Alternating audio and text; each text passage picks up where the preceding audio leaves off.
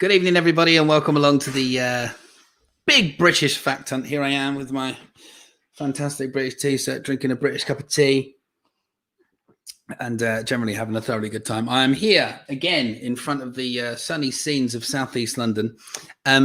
I've decided to have the door shut today because the weather is absolutely minging. And also you could hear the trains quite a lot last week, I discovered, which probably wasn't ideal. But anyway, hope you're well, hope you're happy, hope you're looking forward to the slight easing of lockdown that definitely comes in England this weekend. We get to go to the pub and, perhaps more relevantly, have your haircut, which is something we're all very much looking forward to. Anyway, before we start, remember, as you're playing along at home in your British regalia, I hope that you're getting ready to send us a photo and upload it to the Ceroc Evolution Facebook group. If you're watching on YouTube, you can still do that. YouTube is probably the best way to watch this quiz, by the way, because you can have it live on a big screen TV. Most smart TVs come with the YouTube app already installed, so you can watch it like an actual big TV program, as I'm doing just behind the camera at the moment, which is very disconcerting because I can see myself waving my arms around about 10 seconds after I actually do. Anyway, what we're going to do is we're just going to go through the rules, how all this kind of stuff works. For those of you who not played before, what happens is this. We've got 7 rules that we'd like you to abide by. They're very important. It's very important that you stick to them. I say very important. I don't care that much. But if you want to get full enjoyment of playing along, then you might want to stick to the rules. You can, of course, just watch this as a TV show, not play along. You're more than welcome to do that. When you're answering the questions, don't use Google. You'll only be cheating yourself. If you're in your Zoom meeting or your WhatsApp group, if you find somebody in your group that's normally a bit thick and they seem to know all the answers, we can assume that they're Googling it. What I'd like you to do is shop them as quick as you possibly can. The other thing that I'd like you to be cautious of, something that's come to my attention, if you are playing in a team, and it's the best way to do it, is get a bit of interaction, a bit of social interaction, something we're all missing a lot of these days. If you have a discussion about what the answer is, make sure you settle on an answer for your team before we do the answers. Do not then give yourself a point if you say, well, one of us said that at some point. That's not how it works. Make sure that you actually be honest about the whole thing. There are no half points when you're marking this. Make sure you get very much aware of the 2 types of answers there are. There's right answers and there are wrong answers. If you're right, you get a point. If you have exactly what we say on the screen, you get a point. If you do not, you don't. It's as simple as that. There are half points available in the music round, but generally there are not. So right or wrong, they're your 2 options. Don't post the answers online. You'll see this lovely comments ticker ticking along underneath us on both Facebook and YouTube. And what I can do with that is I can do this. Jolly hockey stick shouts from Sarah. I can mention your comments and bring them up on the big screen. It's all fun to do, but please don't put the answers in there. It ruins it for everybody else. Everybody playing along at home and watching can see what's going on in that comments box. And if you're posting the answers in there, you're going to piss on everyone's chips and we will throw you out. The content can be a little bit adult. Every now and again, we throw in the occasional swear word. Try not to be offended by swearing. Life is far too short for that kind of thing. We always do it tastefully, and more often not in the film rounds. So definitely after the watershed. So if you are offended by swearing, you might want to fuck off now. Number 5, don't call me. My phone is here, keeping an eye on things, making sure everything is ticking along okay. I also use it for my film scripts and various other things. If you call me on it, you're going to annoy me and I won't answer the phone, so try not to. It is free to enter, but we do very much encourage donations. It's basically how I'm earning my living at the moment, is via your donations, and I very much welcome them. You can either do it to gofundme.com/Ceroc Evolution or paypal.me/Ceroc Evolution. I know a lot of you do, but if you haven't yet, why not? I've got to feed myself, all that kind of thing. Anyway, it is a bit of fun. Don't take it too seriously. If you have any conjecture about any of the questions, the relevance of the answers or the accuracy thereof, I don't care. It's all a bit of entertainment. There are no prizes. Just think about how upset you are and then move on with your life. Don't tell me. I don't need to know. There are 5 rounds that we've got going on. We've got general knowledge, music, TV, sport, and film. I get a guest host in for pretty much all of these. There are 5 questions in each, and we operate a joker system. The joker system is where you can double up your points in any particular round, any of those 5 rounds anyway. So you might want to write them down if you've not played before or you're not familiar with the format. What you might want to do is decide amongst your team already which one you're going to play your joker on. You can either do it on general knowledge, music, TV, sport, and film. Play it before the round starts by writing in the comments, we are playing our joker on this round, and then any points that you score in that round will double up. Jokers don't count if you played halfway through the round. You can't think, oh, we're having a good one here, we're going to play our joker. Doesn't work like that. You got to make sure that it happens before the round starts. We've posted the table round to the Ceroc Evolution Facebook page. If you're watching on Facebook, that's where this broadcast is coming from. If not, nip over there or get one of your team to nip over there to have a look. You get 20 questions on that table round. You get half a point for each correct answers, and we do the answers at the end. You can't play a joker on that because obviously there's more questions in that than there are in normal rounds. So it looks like that. We've decided for a bit of Cockney rhyme and slang today. You got 20 pictures there. What we need is the picture, so what the picture's of, and the rhyme. Okay, so we need the picture and the translation. You need both of those for each of those for the half point. Loads of people are texting me at the moment. So make sure you do both. I'm going to give you a little example at the bottom as well. You've got the little story that I've written to give all of the questions a little bit of context, which I had great fun doing. Anyone who's probably spent a bit of time with me will absolutely breeze this round. So if I was to say, for example, you have a lovely, and then look at this picture. That picture is of the boat race. So what we'd need in order to get the answer is we'd need boat race, which translate to face. So you need both of those for the half a point that goes with each one. So if you go through each of those 20 questions there on the table round, you need this kind of level of answer for each of the 20, right? So that one there would be boat race, which translate in Cockney to face. So boat race and face, you need both. And remember, what we like you to do is post a picture of yourself playing at home while you're doing so, preferably in your British regalia. Up tea and all that. I assume some of you have got some bunting up and some cake. Hope so. So put that in the Facebook group, Ceroc Evolution Facebook group. The alternative is, if you can't find that for whatever reason, is to make your picture public. Just post it to your normal wall, make it public, and then put hashtag QIYP. That way we will find it. And remember, donations are more than welcome. It's how I'm making my living at the moment. If you're entertained by all the nonsense that Ceroc Evolution have been doing online, GoFundMe.com/Ceroc Evolution, PayPal.me/Ceroc Evolution. Anyway, the first round is on general knowledge. If you want to play your joker on general knowledge, there's a few people are. As you can see here, joker for general knowledge for the Eltham Exiles. The Naughty Nudists are on form tonight. It's good to know.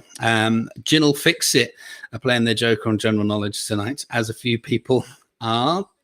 The Tommy Tankers are checking in. Good to see, Tim, that people are joining in with the rhyming slang thing. And Balls and Flowers are playing their joker on general knowledge, as is Gail, as is Peter. Lots and lots of people playing their joker on general knowledge. Now, for the quiz, what I like to do, rather than me just sitting here for a couple of hours and reading questions to you, which does get very boring, I like to get in special guests to read out the questions for me.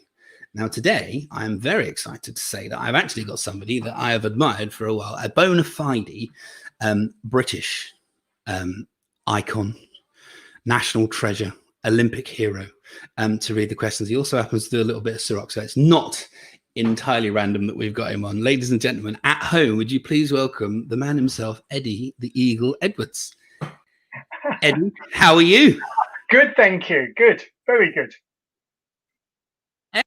Excellent. It's wonderful to see you. How's lockdown been treating you? Very well, except I can't dance, but I'm very busy renovating a house and stuff like that. So keeping myself busy and out of trouble. Excellent. Just to say, there's always when I first get my very first guest on every week, there's always like this weird delay between you saying something and me hearing it. So it does settle down eventually, but for a while it's going to look a little bit weird. At home, people can't hear it, but for me, it's absolutely fine. Now, when we were talking off air, I was saying to you I was going to do a little video clip of your jump in Calgary in 1988, but it didn't work very well, so I've opted against that. But what I will say is I had a rather enjoyable day today, because unlike a lot of people who do Ceroc, I actually do like sport. So I remember sitting there as an 8-year-old watching you come down that hill in Calgary and thinking, that is amazing, what a man.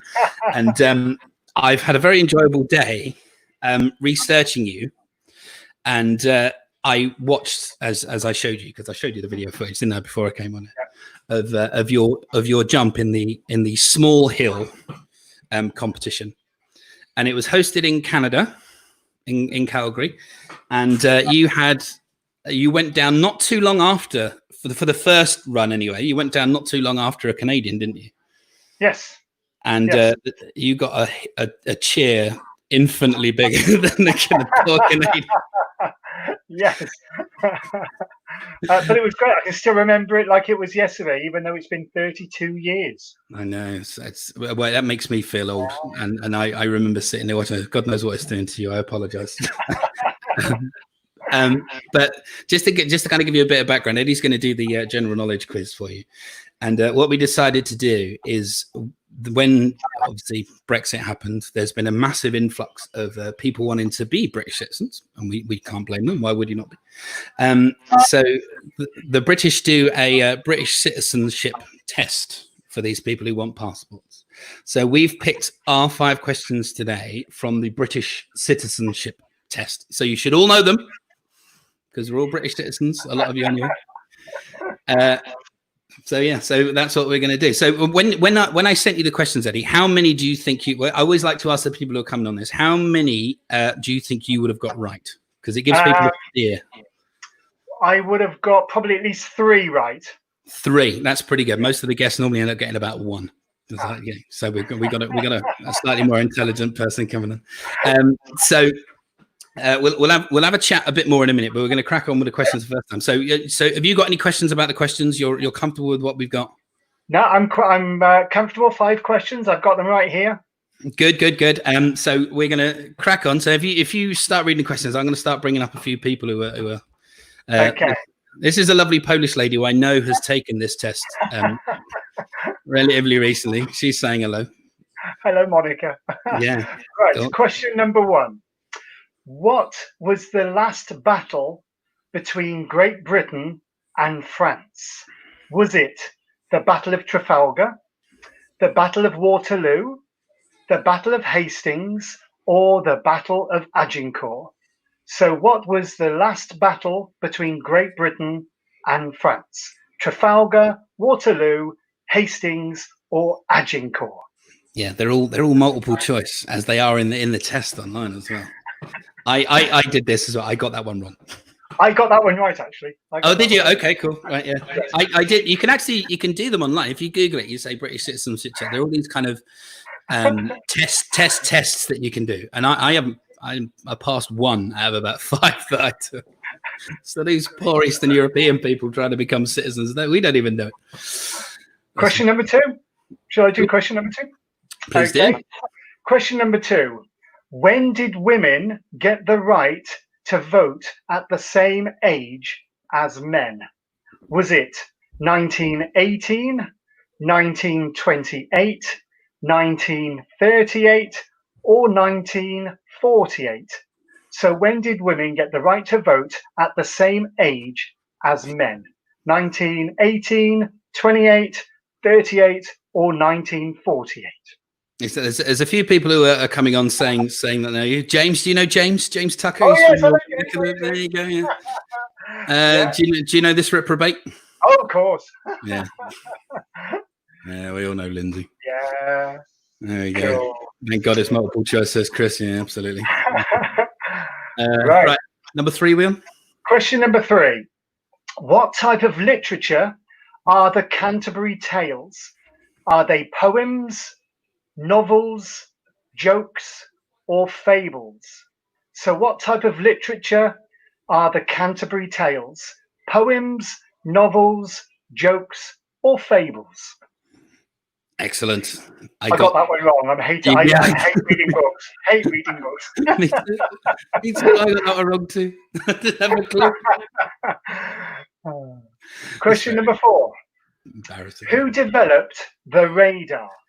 Was it John Logie Baird, Sir Frank Whittle, Sir Christopher Cockerell, or Sir Robert Watson Watt? So who developed the radar?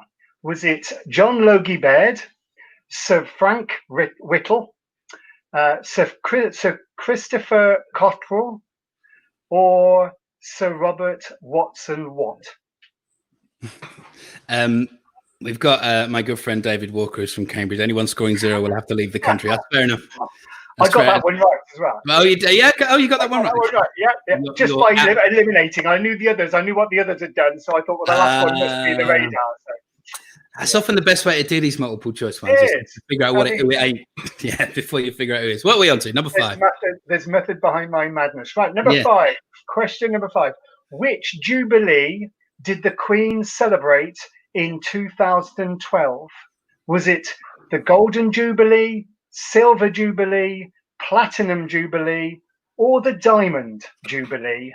So which Jubilee did the Queen celebrate in 2012? The Golden, Silver, Platinum, or Diamond Jubilee? That's the 5 questions. I got that one right. I got that one right. Yeah, that was the one that I got. We got people with memories of you here. This is Giles saying, you remember doing a St John Ambulance duty when Eddie came down outside of the tallest building in Ashford with skis as part of a sponsored abseil. Do you remember? Oh, yes. I did a few of those. Yeah, when I was invited to do charity abseils, but instead of going down backwards, I used to go down face first with my skis on and bounce off the wall, and it looked like I was skiing down the building. So I did that quite a few times. I remember that one. Yeah. Oh my God. Heather says, I spent my whole life in the UK and I'm doing rubbish. Luckily, I have dual nationality if they try and kick me out. Well, okay. I think she's part French as well as Heather.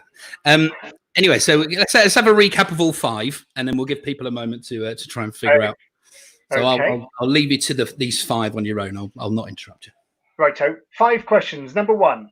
What was the last battle between Great Britain and France? Was it the Battle of Trafalgar, the Battle of Waterloo, the Battle of Hastings, or the Battle of Agincourt? Question number 2. When did women get the right to vote at the same age as men? Was it 1918, 1928, 1938, or 1948? Question number 3. What type of literature are the Canterbury Tales? Are they poems, novels, jokes, or fables? Question number 4. Who developed the radar? Was it John Logie Baird, Sir Frank Whittle, Sir Christopher Cockerell, or Sir Robert Watson Watt? And finally, question number 5. Which Jubilee did the Queen celebrate in 2012? Was it the Golden Jubilee, Silver Jubilee, Platinum Jubilee, or Diamond Jubilee? Fantastic. You've got a request here from Caroline. She said it's her birthday tomorrow. Can you wish her a happy birthday? Oh, happy birthday, Caroline. Many happy returns. Excellent. And a national treasure is wishing you happy birthday. That's a better birthday present can one have. And Mr. Addis has been on. Svetlana, who's his Ukrainian wife, says she knows more than he does. Yeah, I get a lot of requests for autographs from the Ukraine and from Poland as well, and all over the place, all over Europe. Are these all kind of big winter sport kind of places? Because you are a massive icon in the winter sporting world, aren't you? Definitely Poland and the Ukraine have some great ski jumpers. Germany obviously have great jumpers as well. And all over the place. Slovenia have some fantastic jumpers, and Kazakhstan, would you believe, they have some great jumpers. I ski jumped in Kazakhstan. Oh, did you? My God. Yeah, for the Asian Olympics. Right. Okay. Yeah. The thing, as I was saying to you earlier, the thing that when I was watching the footage and reading all the comments on, because obviously all this comes from YouTube, is that what a lot of people were saying, and I think it's true, is that the guy who won the gold medal the year that you took part, no one remembers who that guy is. Absolutely everybody remembers who.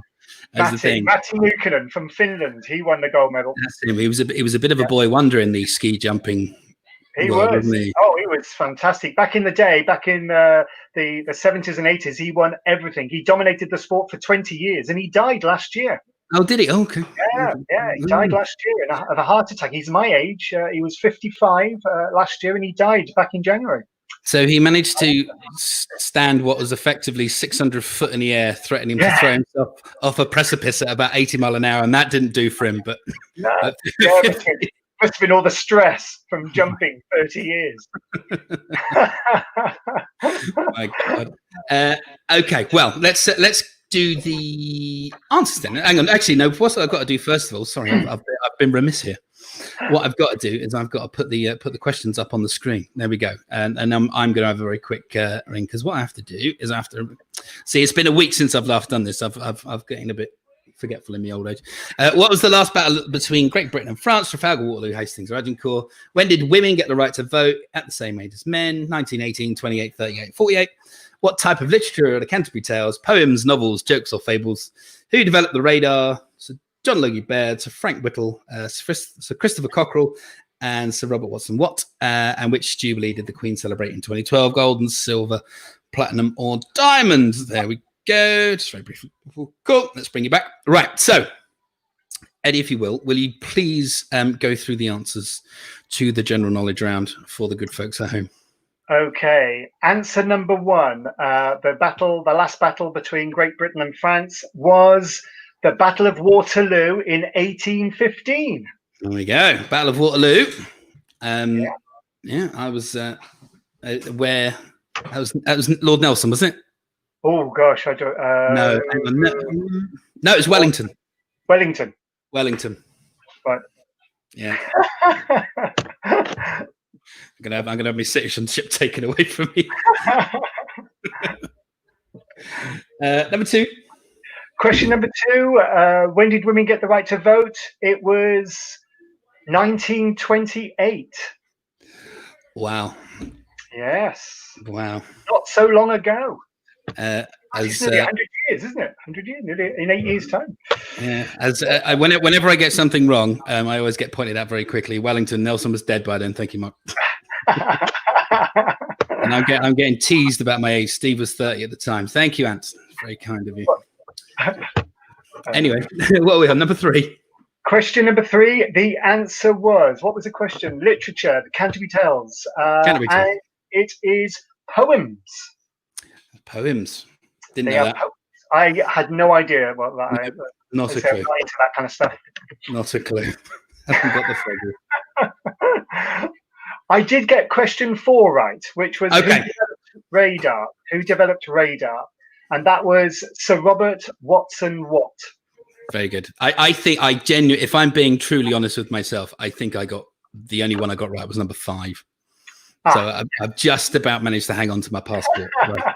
Actually, I only got question 5 right because I went to the Silver Jubilee in 1977. Oh, did you? Yeah, and I sort of worked it out from there. So, of course, the question number 5, which Jubilee in 2012 did the Queen celebrate? It was the Diamond Jubilee. Diamond Jubilee. Fantastic. The Diamond Jubilee. Well, Eddie, I've got to say, this has been an absolute privilege. No problem. And yeah, it's honest. I'm not blowing smoke up your bum unnecessarily. But you were a genuine childhood hero of mine, and that was great fun. Yep. And you've had the misfortune of being in one of my dance classes, and now you've had the misfortune of being in one of my pub quizzes. Dance classes, they're great. And if you want me to do it any time, anything else again, give me a shout. But if that offer is open, we're definitely going to get you back because it's been an absolute privilege, man. Thank you very much, Eddie. No worries. See you later, man. Take care. Bye. Eddie the Eagle Edwards is on my show. How amazing. Okay, right. So we're going to get the, let me just remove this. And then I am going to do that. And that means we can then do that, which gets the answers up on the thing there. We've got the answers to the general knowledge round. Battle of Waterloo, 1928, poems, Sir Robert Watson Watt, Diamond. Let us know how you're getting on. Mark, last week's winner, Mark, average start, 3 out of 5, he says.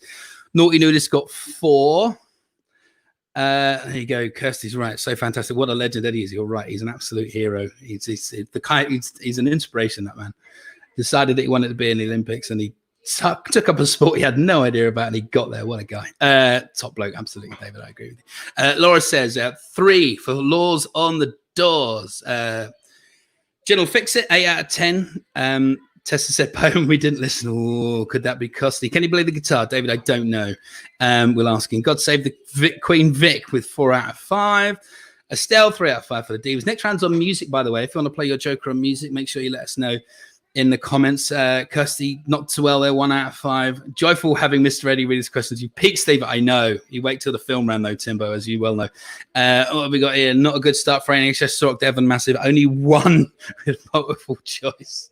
I know, it's terrible. We make these poor people who want to come to our country learn all this stuff. We have no idea ourselves. 8 out of 10 for Elton with the Joker. There's one from Liz I wanted to get on here. Liz says she wants to dance with Eddie. He dances. He's kind of down in the West Country. Sometimes he goes to weekenders and stuff, Southport and whatever. Bucks Quiz got 2 out of 5. 2 out of 5 with a Joker, doubled up to 4. That's not a good start for Gail. 8 out of 10 for Pete. That's all right. What have we got here? The Slutty Mambo's got 2 out of 5. Dan Reed's got 3 out of 5 with a Joker, which gets them up to 6. Magnificent Heaven got 2 out of 5, which means they got 4. Big Kev, who has been on, and he says he's got 10 out of 10 for the picture round already. We'll see a little bit later. Misfit's got 3 out of 5. Carry On Goonies got 2 out of 5. The Dragoons got 4 out of 5. Correction, he got 3. That's only so you boosted. Did I see a 5 out of 5? Did I see any full houses? I did. Mr. Tanner got 5 out of 5. Well done. You can keep your passport, Mr. Tanner. So the next round is music. If you want to play your Joker on music, make sure you let us know. Remember it was months ago, wasn't it? When we used to play actual musical intros for the music round until Facebook got the back copyright law.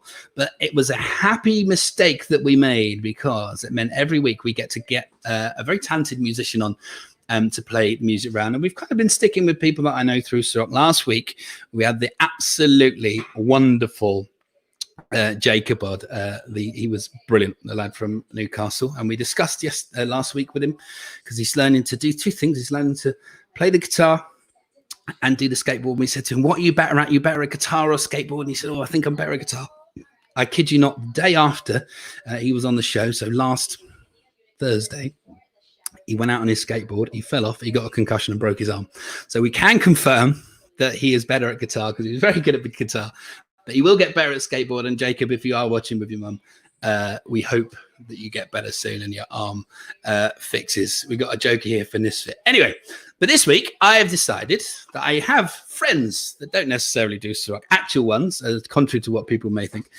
So I've decided to get one of these. So this is one of the most talented people that I know. He's a very handsome young man. He's the coolest dude you could possibly ever meet. His name is Andy, and here he is now. How are you, brother? Hello, thank you for having me. Excellent.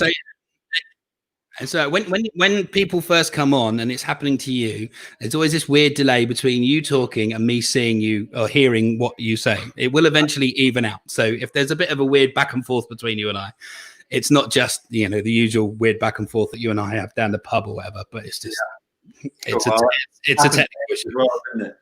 So if it happened to Eddie, that's what happened to me. Yeah. Deal with it. It's cool having Eddie the Eagle Edwards on the show, right? I know, so cool. Yeah. Nadia's been on. You don't have any friends, Steve. Lies. So so just to give you a background of who you are, you and I play cricket together, and we're like actual friends and stuff. Yeah. But you're in a band. Indeed. What's your band called?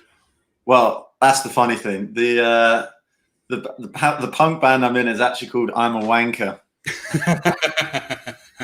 But I've got an Instagram of my own stuff, which is spaceman_Hamilton. Hoping to form a band around that, but yeah. Okay, well, I can get that because it's on here. Let me just I think if I take this away briefly, people can see it. There we go. So spaceman, and there's an underscore between those two things. Hamilton. Cool. People go on Insta. That's where all the cool kids hang out, right? Yeah, it's been a sort of lockdown hobby of mine. Quite good. Just uploading songs on little videos onto Instagram. Keep me sane. Here you go. Question for you: is Steve any good at cricket? Well, no. I'm joking. He's a mean batsman. I'll tell you that much. Very good batsman. Really? I spend a lot of time making kids cry together, don't we? Yeah. Losing balls. Losing balls and making kids cry. The other thing that you do, which you were doing this afternoon, is you're a children's entertainer, aren't you? Yeah, I am. I've actually just come from a kids' party today. Okay, how did it go? Pretty well, apart from my tyre running out of air. That was all quite traumatic. Okay. Yeah, went well. I was happy with a footballer. Did the kids behave themselves?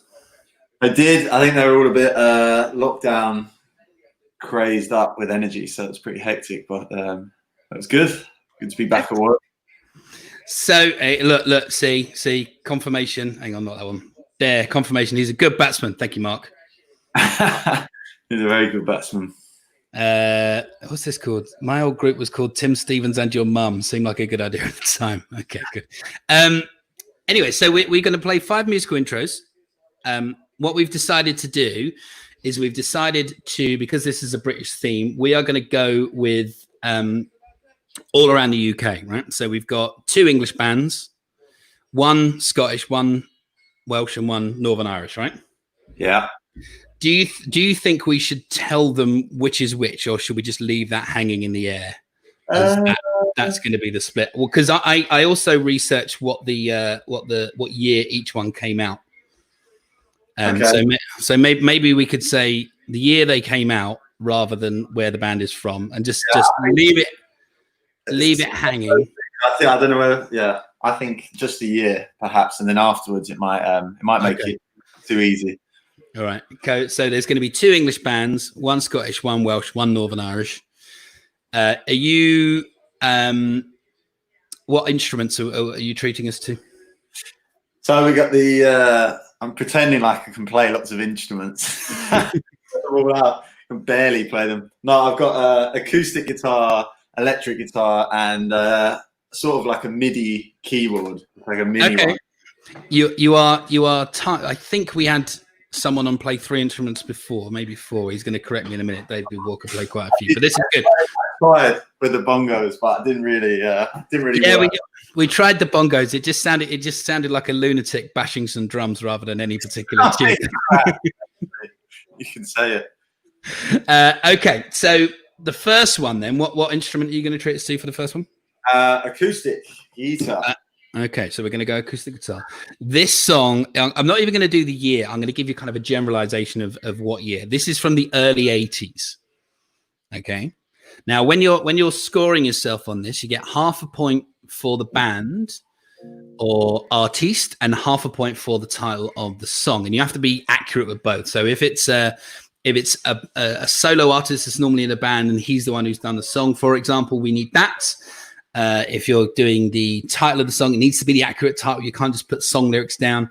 You got to be accurate. If you don't have what we write on the screen, then you're out of luck. Mark says that's how bongos are supposed to sound. Yes, well, there needs to be some degree of tune to it for it to be a quiz. All right, so we're going to do each one twice through the first time, and then Andy's going to recap them all quickly through the end. So for the question, you're going to hear them all 3 times in total.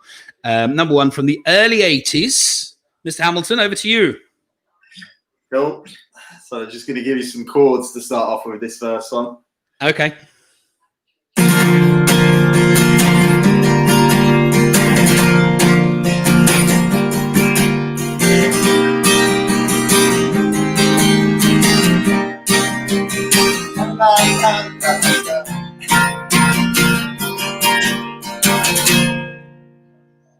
Oh, it's belting playing.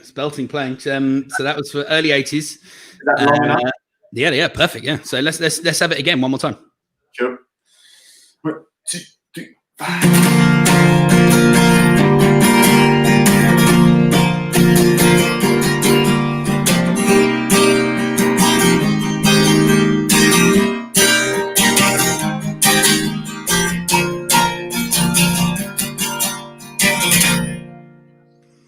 There you go. Two of our former musical guests are communicating with each other. Who says that you're using a plectrum? Can see something's going on there. Educate me. What's a plectrum? Is that the little thing? It's this little triangle. Okay. Cool. Right. So on the wall, it's going to be my neighbour who tends to do that. Tell him to fuck off. Yeah. Fuck off. I'm broadcasting to the world here. Exactly. So number two. What instrument are we sticking with? The acoustic guitar or? So we are going to go. Not that I really need to, but just for show, going to go to the electric. Oh, electric guitar. Okay, so this one is from the mid-noughties. Yes. Ready to go? Yeah, go for it.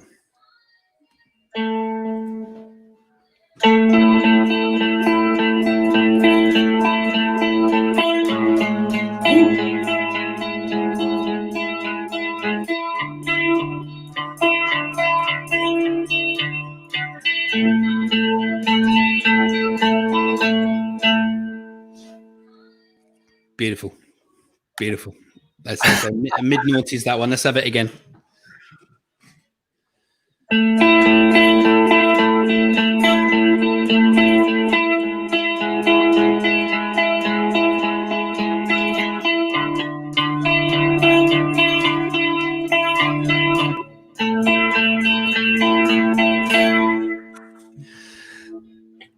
Excellent. So remember when you're there's extra clues at home. So like during these 5, the breakdown is 2 English, 1 Scottish, 1 Welsh, 1 Northern Irish. So spreading it around the whole of the UK.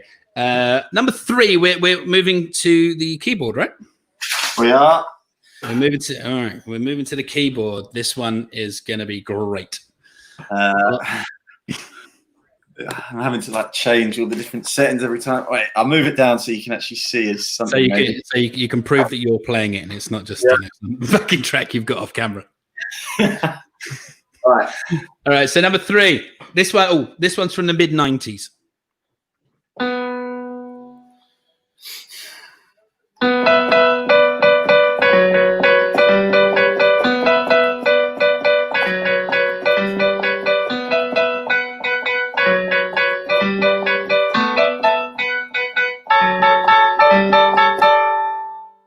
It's fair to say that we've decided to pick a rather broad church as far as music's concerned today.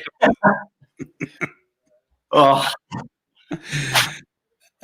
What's we got? Loving the dungarees. That's a Scottish person who's giving you fashion. Thank you very much. Yeah, cool. So yeah, people look nicely played. They're very nice on here. Nice Polish lady. There you go. Jane says he's so good. Oh. Nadia's on again. Nadia always comes on and says nice things about the guests, and then gives me clog at the same time. All right. So number 3 again. One up. Relax Mid 90s. Crank it up. Yeah.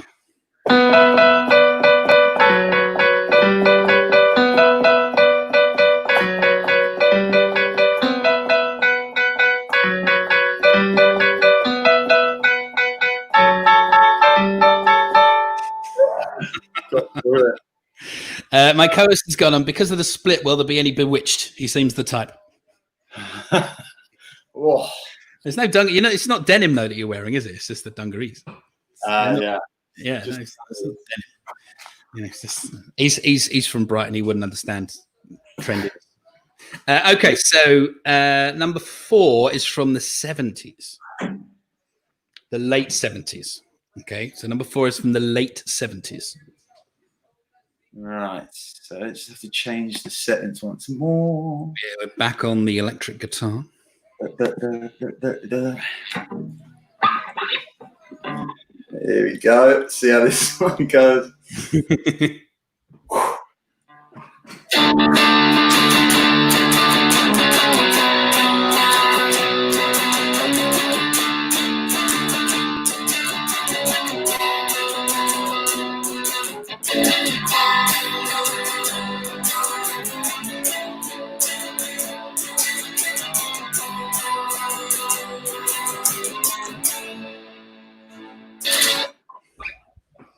Tune, absolute banger. So yeah, late 70s to remember. 2 from England, 1 from Scotland, 1 from Wales, and 1 from Northern Ireland amongst this 5. Let's have it again. Late 70s.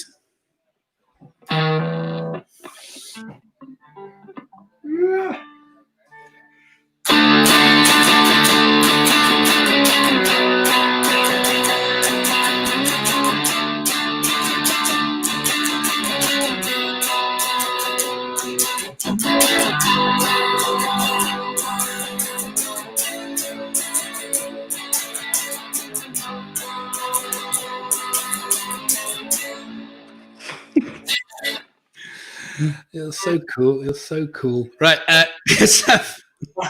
So the last one, I think the last one is going to be the hardest one to play. Yeah, to play, but more importantly, perhaps to guess. This one's from the mid-70s. Yeah. Mid-70s. And we are still on the electric guitar. This is an absolute tune.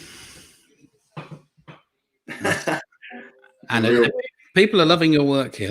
People are loving it. Yeah. Michael takes back his bewitched onslaught. He says you're cool now. So, cool. All right, so mid-70s, number 5. Right. Oh, fuck. There we go. Right, up here. Cool.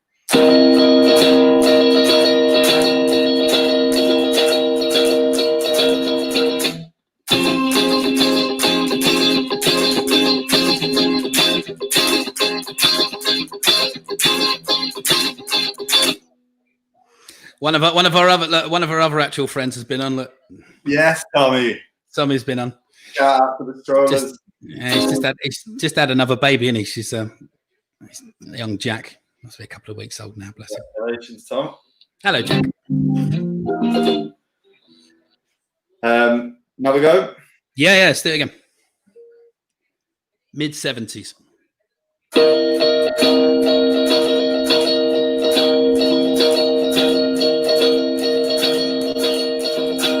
Yeah.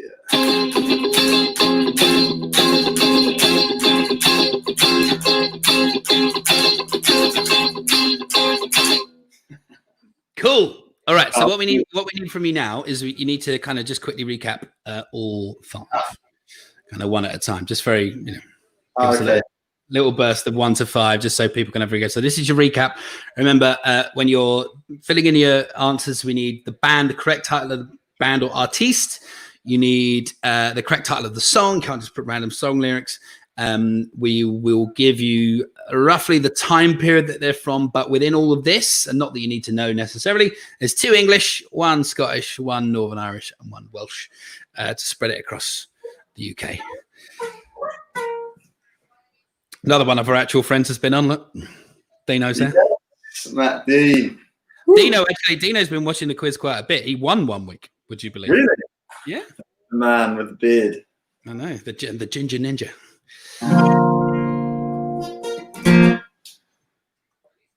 So number 1. Cool. 1, 2, 3, 4.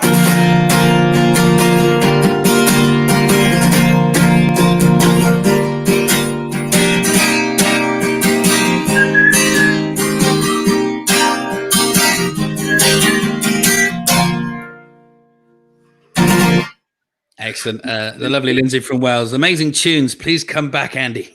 Oh, legend. Yeah, he hasn't gone yet. Okay.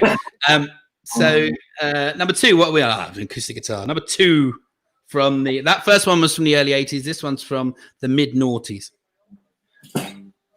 We haven't got a bang on the wall yet, so we're doing all right. No, good. Okay.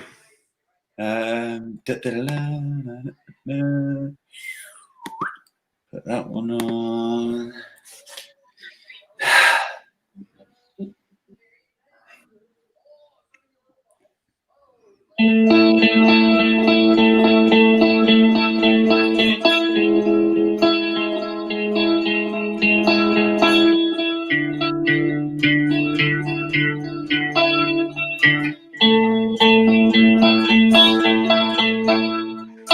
Oh no, I ruined it.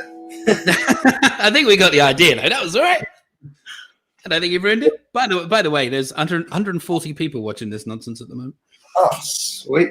Yeah, so make sure you plug your stuff again, because there's a lot of people watching. Oh, yeah. If you want to check out my own original songs, Spaceman_Hamilton in Instagram. Some yeah. That's like Facebook for kids. Well, I think there's now all sorts. What's it called? Twitch or that other one. I can't remember.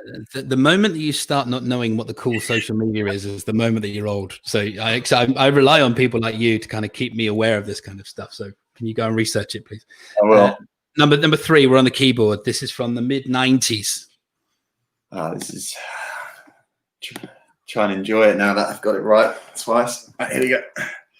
Lindsay said, "Can you extend the next one so we can rave?" I'll tell you what, we'll do that when he does the answers.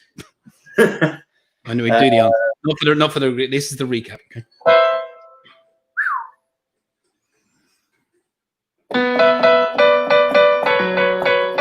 Oh fuck! That my mind went getting too excited. Give that another go.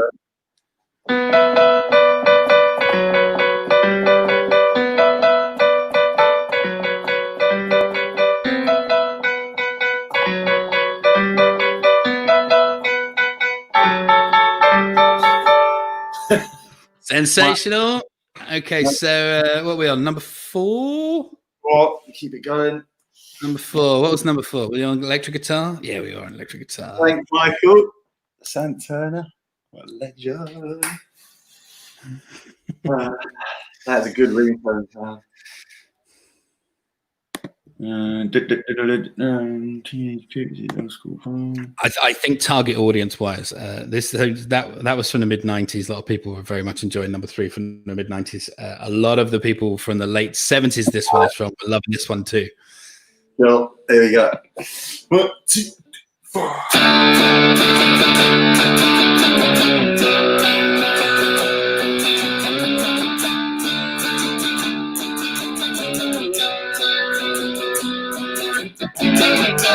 Woo!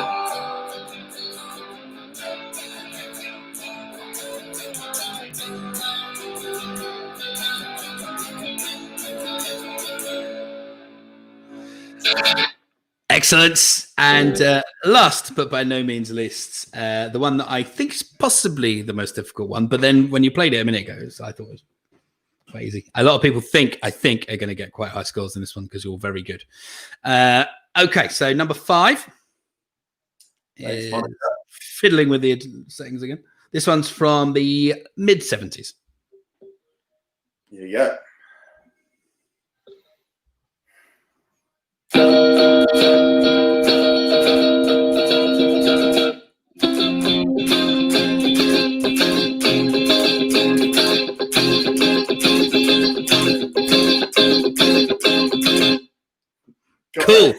Cool.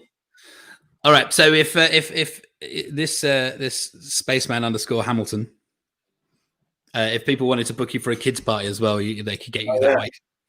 Yeah, I'm gonna be putting some pictures up there of me doing kids parties as well because I've only just made the Instagram. But yeah, definitely if you need a kids entertainer, and I can thoroughly vouch the fact that if you book him for a kids party, come hell or high water, or regardless of how much beer he's had, he will be there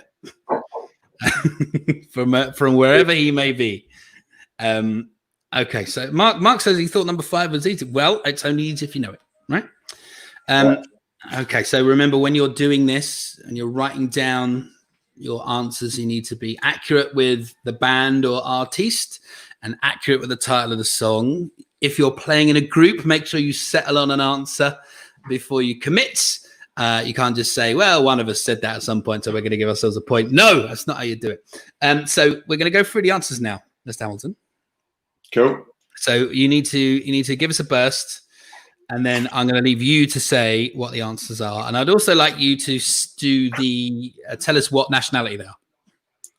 Cool. All right. So remember, during the course of play them again or not? Yeah. Oh, yeah. Play them again. Yeah. People are loving that.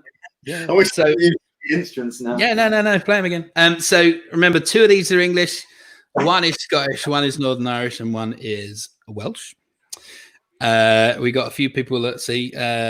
Laurie says Gin will fix it. Feeling confident, and Gail says please invite Andy back again. Stevie's brill. I agree. Tim, track 5, Stuff of Legends. Great. All right. So number 1. This one was from the very early 80s, the year I was born. In fact, let's have it. You tell us what it was afterwards. Yep. This is going to get the knock on the working feet. 1, 2, 3.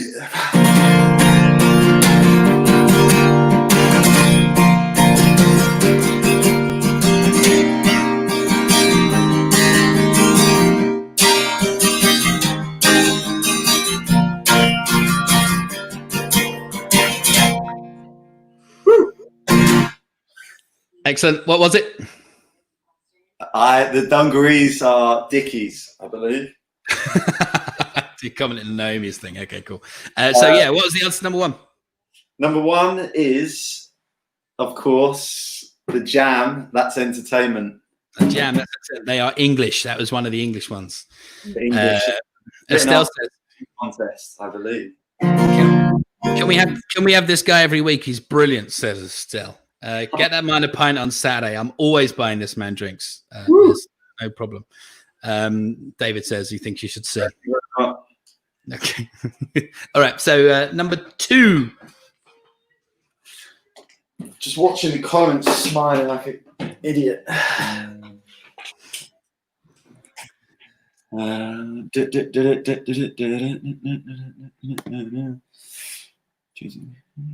It's also worth mentioning that despite being a Crystal Palace fan, Andy is actually a very nice guy. Got a lot of stick that the kids were Arsenal fans. Oh, anyway. Really? Yeah. What right do Arsenal have of giving anyone stick at this moment? Oh, exactly. Arsenal shit. Anyway, go on. Number two.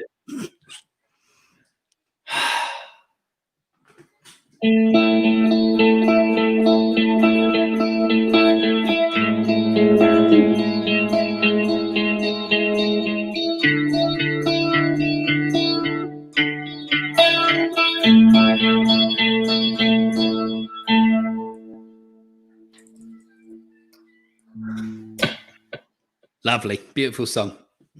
And that was Chasing Cars by Snow Patrol, who are Welsh. They are Welsh. I just doubted myself for a second. Simon says Arsenal won tonight. Okay, yeah, too little, too late, though, isn't it? So what are we on? Number three. This is the one that really got people's beans going, I think, from the mid-90s. So we've had an English band, we've had a Welsh band.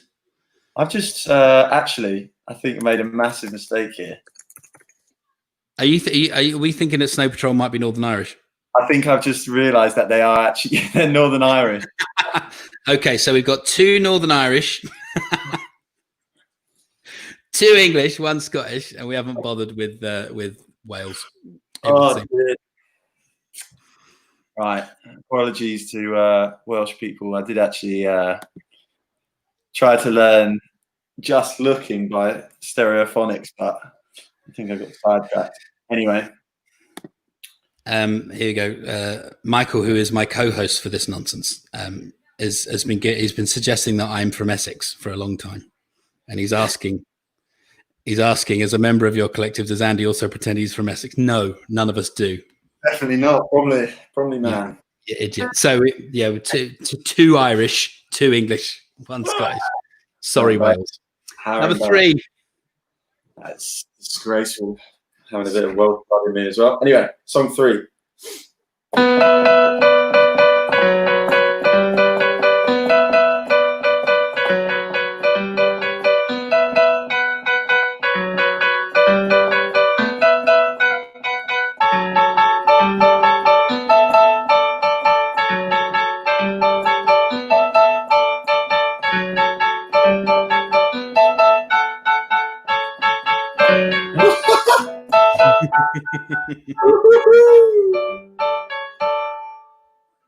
Got carried away, too cocky. That was the legendary Insomnia by Faithless. Faithless Insomnia. Now they are definitely English. I believe he's actually a Crystal Palace fan as well. Is that true? Yeah. Oh. There you go. Is he from your man? Were they from Croydon? Faithless? I don't want to say anything else now in case it's untrue, but I think so. Yeah, do you know what? We don't bother fact checking. That's the good joy of this quiz. We just say what we want, and then it's fine. If it turns out to be true, bonus. Right. South London, darling, indeed. Yeah. Wales has always been the weakest stepchild of Britain. I wouldn't worry. Stand by for the emails, Tim. All right. So, what are we on? Number four. Here we go. Mm-hmm.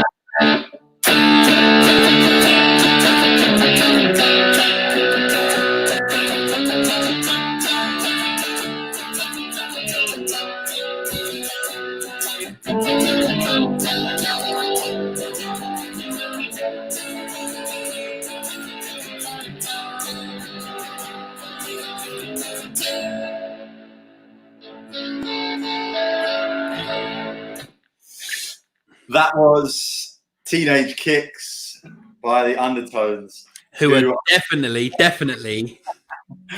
who are also Northern Irish. they are also Northern Irish. But we're getting a lot of messages about Snow Patrol being formed in Scotland.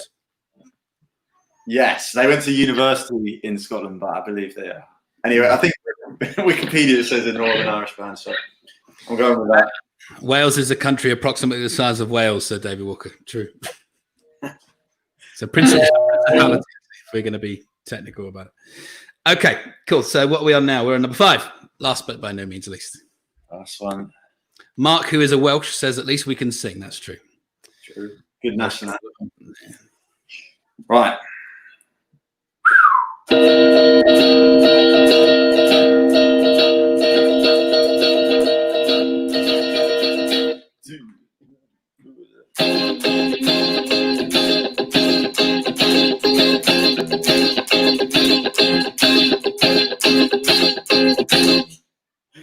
Excellent. Why it shows that. That's because it's a good song. That's why I chose it. It's a banger as well, and also because they're Scottish. Yeah, that's the other white band. Pick Up the Pieces. Yeah, Average White Band, Pick Up the Pieces. Thank you very much, Andy. It's been an absolute pleasure. Thank you very much. You're a talented Mother Hubbard, and I love you. So yeah, and I look forward very much to seeing you soon. Love you too, mate. And yeah, thanks for having me. Nice to meet everyone. And just another reminder, Spaceman _Hamilton on Instagram. Exactly. If you want to pick out my own song. Yeah, if you know what Instagram is, go and check that out. Otherwise, I'll see you soon, buddy. Yeah, nice one. But we're putting together a super towards the end of lockdown. We're going to put together a super group of all the people that have been on it. David Walker's going to organise it. That's me telling David Walker that David Walker's organising it. You'll be part of that, right? Me? Yeah. Yeah. Who else? Yeah, 100%. Excellent. Good man. All right, man. Well, I'll see you soon. We go down the pub, a few beers, and how we can, and all that kind of thing. Sounds good. See you later. Take care. Bye. The gorgeous and very talented Andy Hamilton there, who's an absolutely amazing young man. Okay, so let me get the answers up on screen for you by doing that. So we've got the Jam, That's Entertainment. Remember, when you're marking, you get half a point for the band, half a point for the title of the song. Jam, That's Entertainment. Snow Patrol, Chasing Cars. Irish. Snow Patrol, Chasing Cars. Faithless Insomnia, The Undertones, also Irish. Teenage Kicks, and Average White Band, Pick Up the Pieces. A lot of people did well, I think. Wales winners again. We'll see. Bloody awesome track. Well played, Andy. I agree. Naughty News got 5 out of 5. Nadia, who always keeps an eye on the Ceroc Evolution group for me, for the photos coming in. Keep your photos coming in. Put them in the Ceroc Evolution Facebook group. Or if you make them public, when you share them to your own wall and put the hashtag QIYP, we will find it eventually. Thank you, Andy. You're awesome. I agree. These dungarees. Better at music this week, says Mark. 4 out of 5. Dave Walker says he's fab. He's right. And Mr. Walker, we will chat about you organising the supergroup. 5 out of 5 for Jinn'll Fix It. Great wanker. My favourite, Tommy, he's right. He is, of the two, he's the better one, right? 5 out of 5 for the Welsh winners. They've changed their name. They're getting a bit offended, the Welsh. Awesome, Andy. Thanks. Balls and Flowers got 3.5. Carolyn, Dream Team. Kevin says 4 out of 5. I was expecting him to do a little bit better than that. That man was too cool. The quiz is going. I agree. So I got him on just to prove I have cool friends too. We have some great photos coming on the Ceroc Evolution group, including some dressed as Eddie. There's someone actually dressed as Eddie the Eagle on, which is absolutely amazing. I'm looking forward to seeing that photo.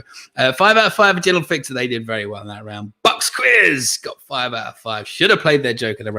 Next round's on TV. If you want to play your Joker on TV, let us know. Laura says, been joined by the fam. So 9 out of 10 for Live Wires. Very clever team name, Laura. I like it. Estelle, 3 out of 5. Missing Matthew Woodley this week. He gets all the music ones. Ooh. Elton Exile's got 4 out of 5. Kevin Sandbridge gets 4 out of 5. Awesome round for Stitz. 8 out of 10. They played their Joker. 5 out of 5 for the Welsh. Can't take it away from the Welsh, can you? 4 out of 5. With a surname like mine, I am very loath to take the piss out of the Welsh. Loving a team name, God Save the Queen, Vic. I agree. Magnificent Heaven, 4 out of 5 is a bit better than it was. Mark should have joked 4 out of 5. Well, you never know. Dino says 4 out of 5. Sorry, Andy. Slutty Mambo's got 2 out of 5. Chrissy got 2 out of 5. Didn't rest the Joker. Rightly so, but likes it. 2 out of 5 for music. Joker on TV. Ceroc NHS Devon, fabulous music, by the way. I agree. And Joker on TV for Mark. And Carry On Goonies got 3.5. So the next round is the TV round. If you want to play your Joker on TV, make sure you let us know. You've got 3 more chances. You've got TV, sport, and film in which you can play your Joker. I'm very excited to say, by the way. What have we got here? Mel, Welsh chavs raving, representing Wales. Yes, bruv, I agree. Well, okay, so the next round is TV. I'm very excited. They're joining us for the TV round are 2 very wonderful people, but I've been looking forward to having on for quite some time. Would you please say hello to Dan and Miranda? How are you doing? Chin chin. This is, you look amazing. Thank you very much. Excellent. So, darling. People like to geographicalize where people are from. You guys run Ceroc, which is the SO postcode stuff, and you yourselves are just outside Winchester, right? Oh, you've got branding. You've got branded glasses. Why, Nadia? Why haven't we done this? Come on.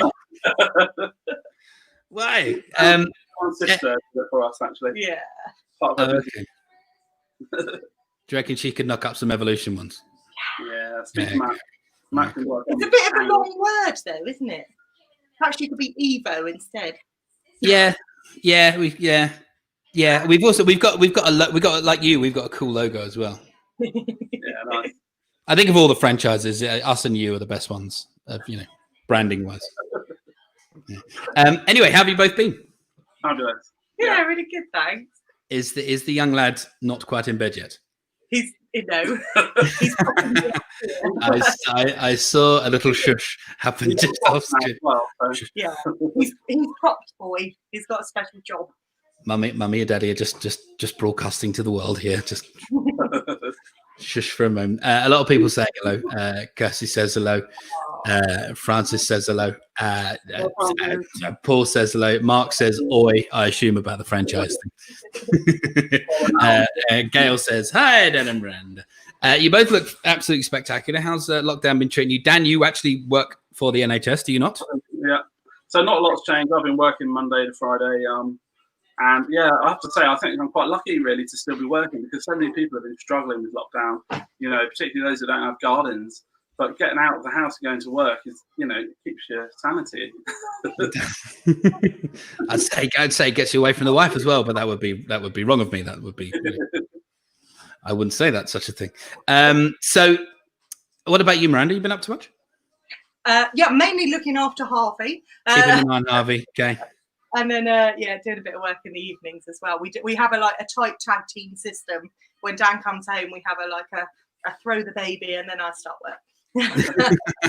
Okay, fair enough. All right, so you're on TV. Francis says Dan is a real life hero. It's true. It's true. I'm not going to embarrass him by saying why. You had a car Thursday. Oh man, yeah.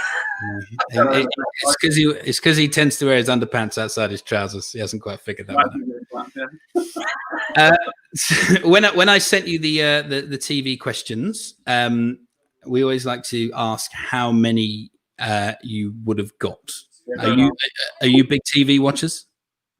No, not. No. Okay, so how many would you have got? Do you reckon of the 5? I think got one. Yeah. One. No, I got 2 actually. Which number? 4 and 5.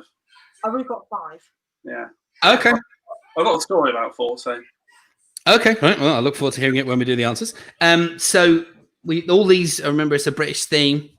So all of the questions are related to British TV.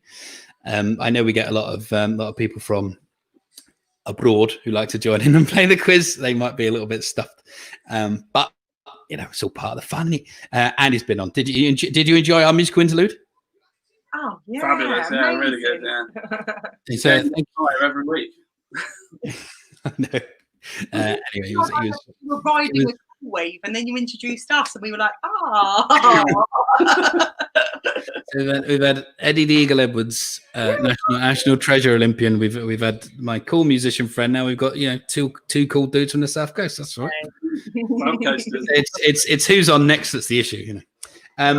We can't wait. So,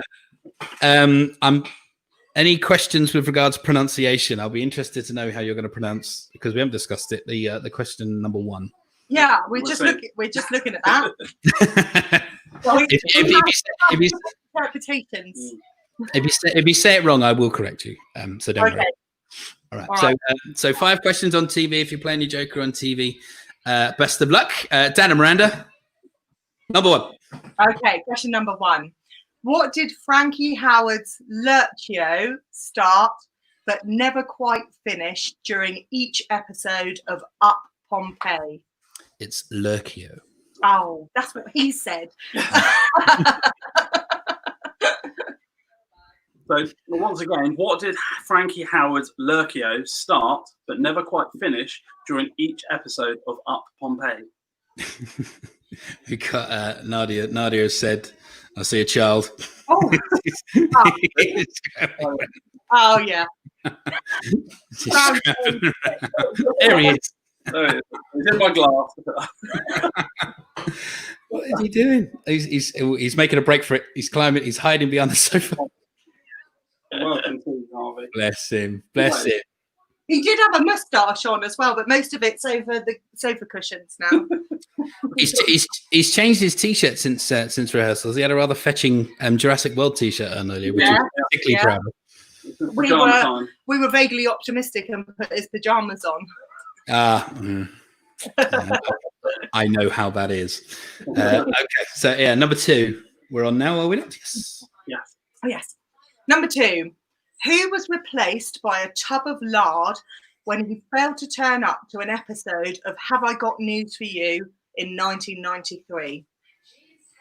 So that was who was replaced by a tub of lard when he failed to turn up for an episode of Have I Got News for You in 1993. Excellent. Harvey's getting some comps here. Who was doing the show? Oh, come on. He is. Good genes, you see, Kirsty. That's fine. Number 3. Number 3. Did you seriously not get this one? No. No. No. I'm surprised. I've just looked at the answer as well. No, definitely not. I'm I feel like should I have read the known? answer first. No, the pressure. You're a bit younger than me, aren't you? But of a similar, not a million miles away from my age. Not a million miles. Not a million miles away. I knew this. This is actually maybe this is a tiny bit before my time, but I'm just weird like that. Okay, let's have it. Okay, question number 3. Complete the next 3 in this sequence. Pew, Pew, Barney McGrew. So, 3 in this sequence. Pew, Pew, Barney McGrew. I tell you the other reason I know this. They used it's a kids' TV program. They used it in a rave song in the very early 90s. Did they? He did. That's probably why I know it as well. Is that one of your facts, Steve? Number 4.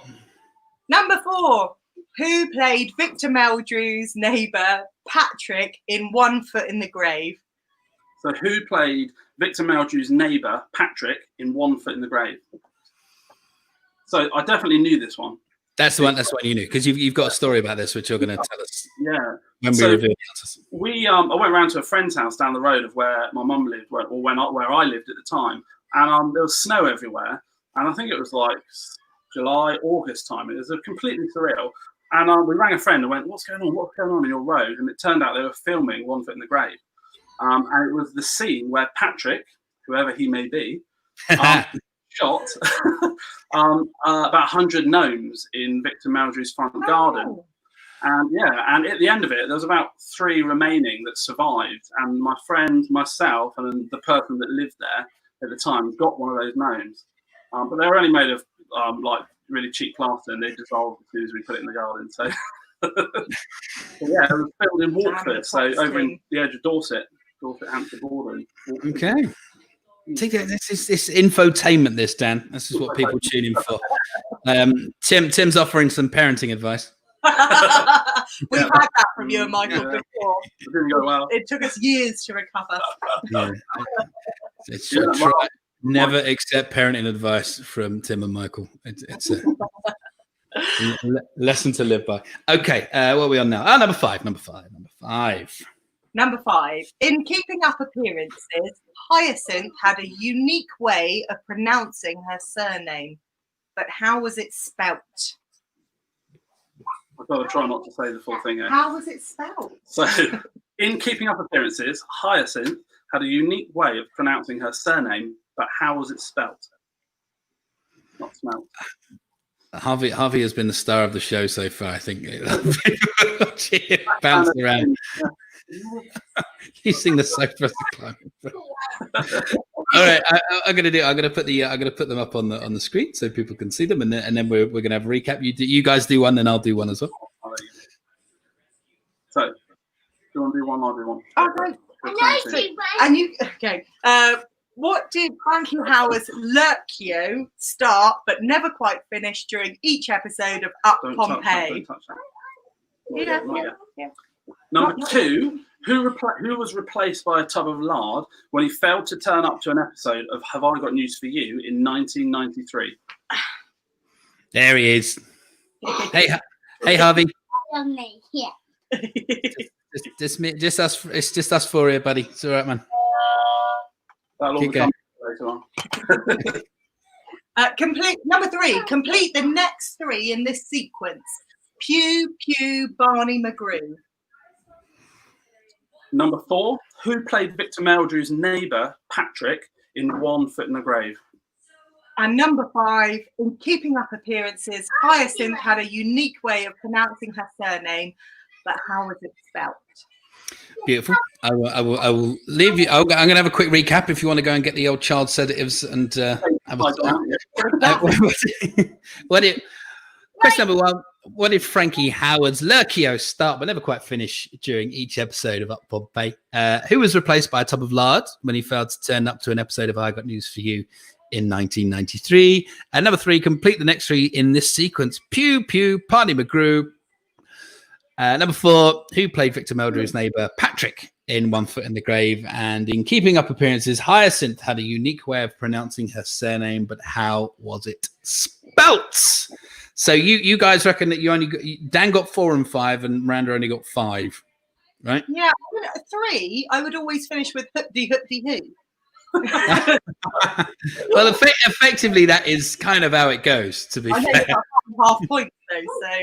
So no half points in this game, unless it's the music round. All right, so let's have then. What have we got here? Michael, you can tell Michael and Tim have been on the gin. Hyacinth is actually based on a real person, true story. Shite fact. Good news. Francis, right? We think that Gin will fix it. Might have a chance of winning this week, and Francis is very excited. Liverpool have won the league for the first time in 30 years, and she's got a chance of winning the big fact hunt.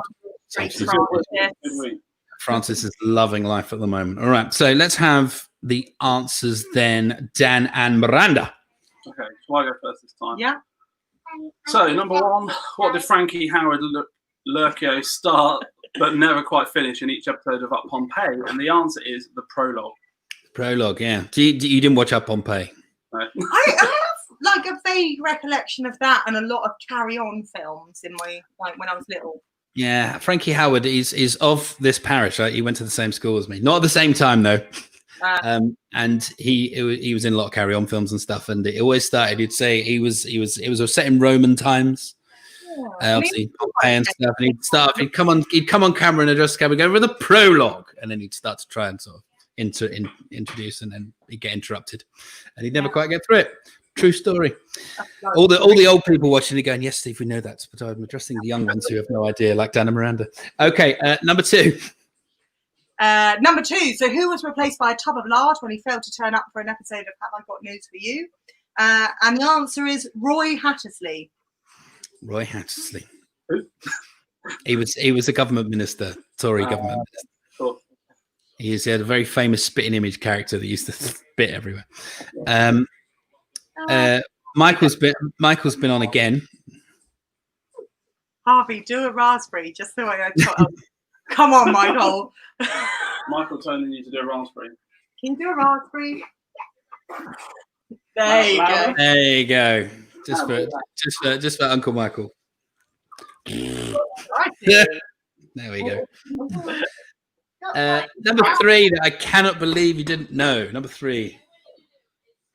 So complete the next 3 in this sequence: Pew Pew, Barney McGrew, Cuthbert, Dibble, and Grub. Cuthbert, Dibble, Grub. It's Not from Trump. Not Hoopty Hoopty. Grub. It's from Trumpton. So there's a kids show.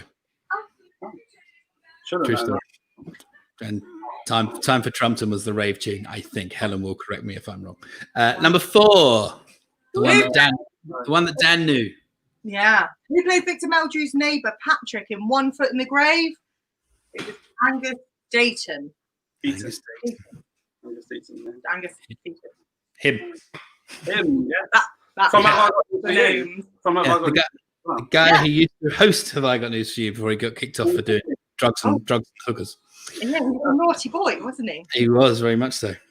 Here we go, Michael. Dibble, damn you, twiddle. Yes, Dibble. I'm at.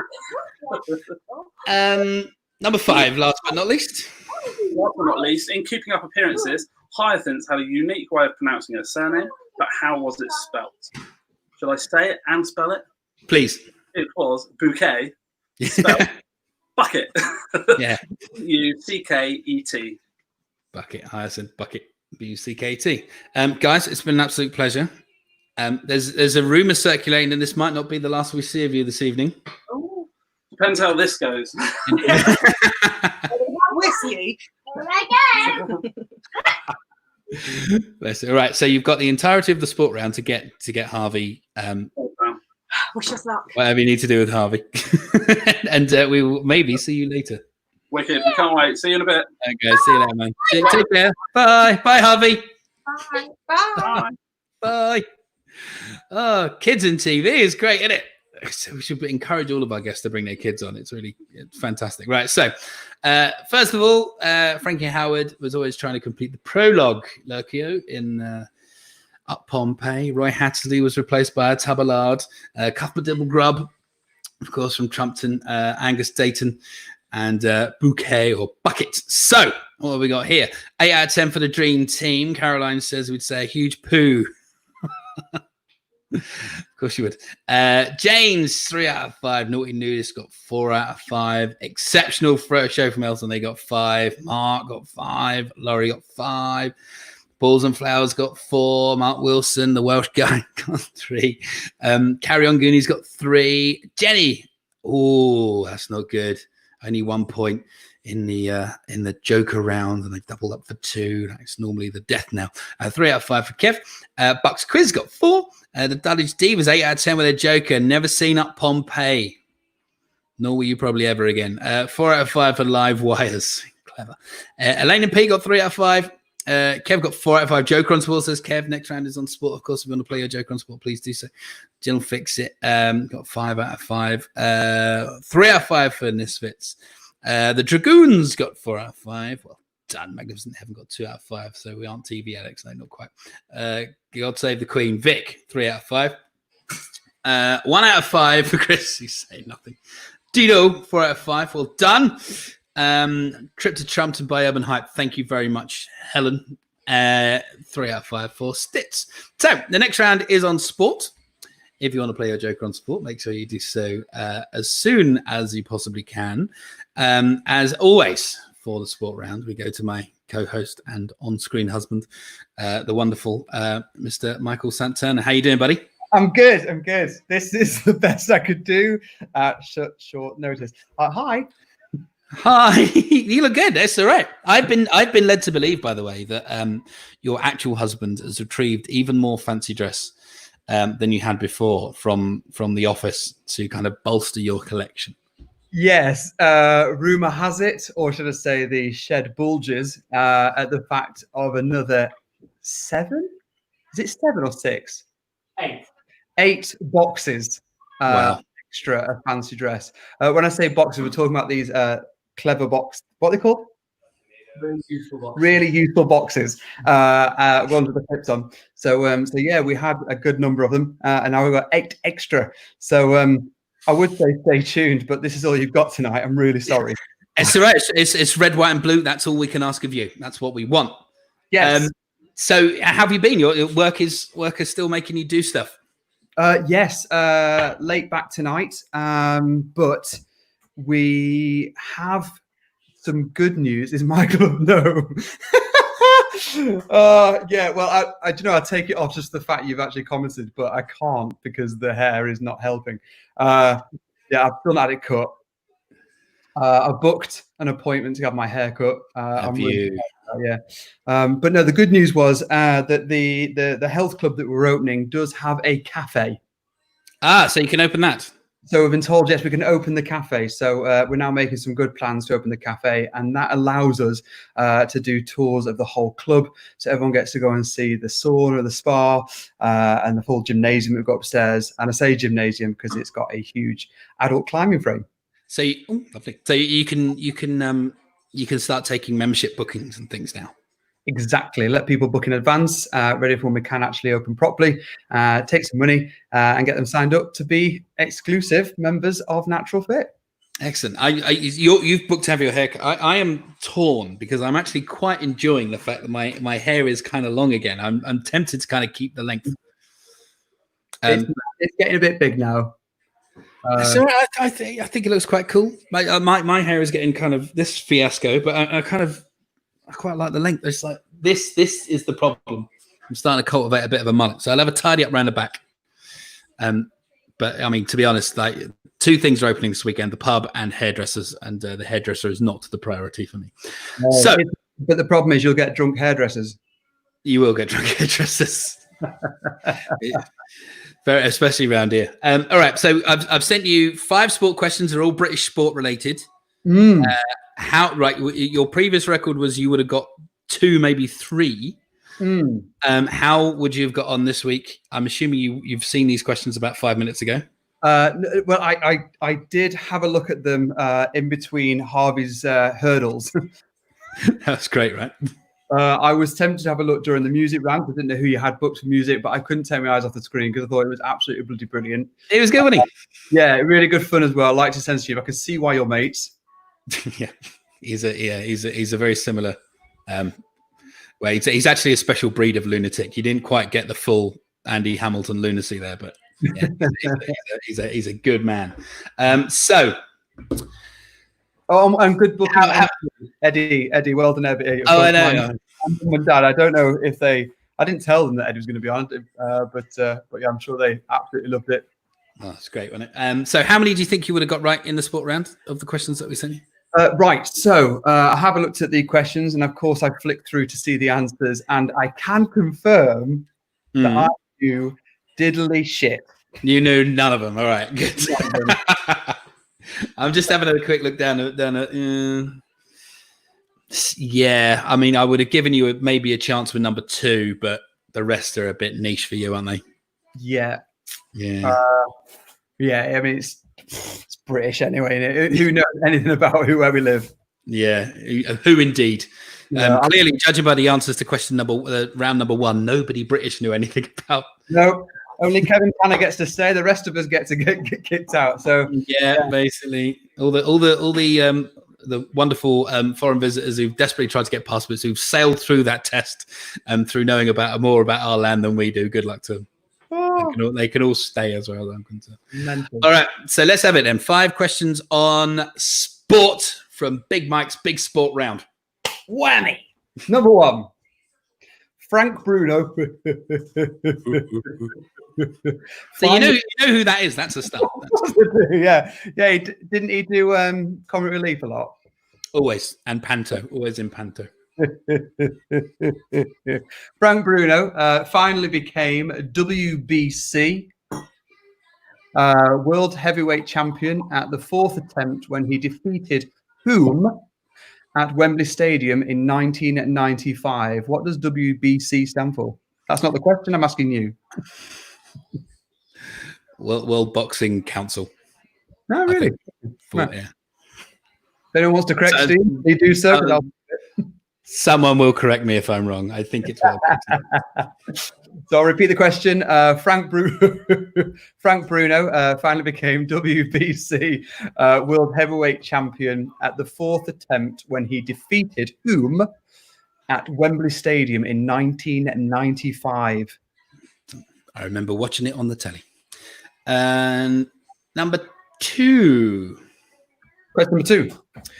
Who were the first team to beat England after they lifted the World Cup in 1966?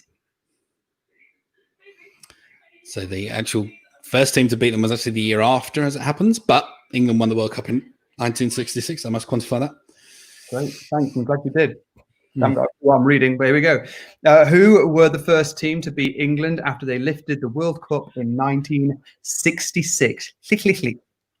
Clickety click. Click. Uh, Right, number 3. 3. Right. Often known as the lunchbox. That's the only reference I've got tonight. Another person you know. That's good. So we're doing well. Linford Christie. Linford Christie won one. Just one.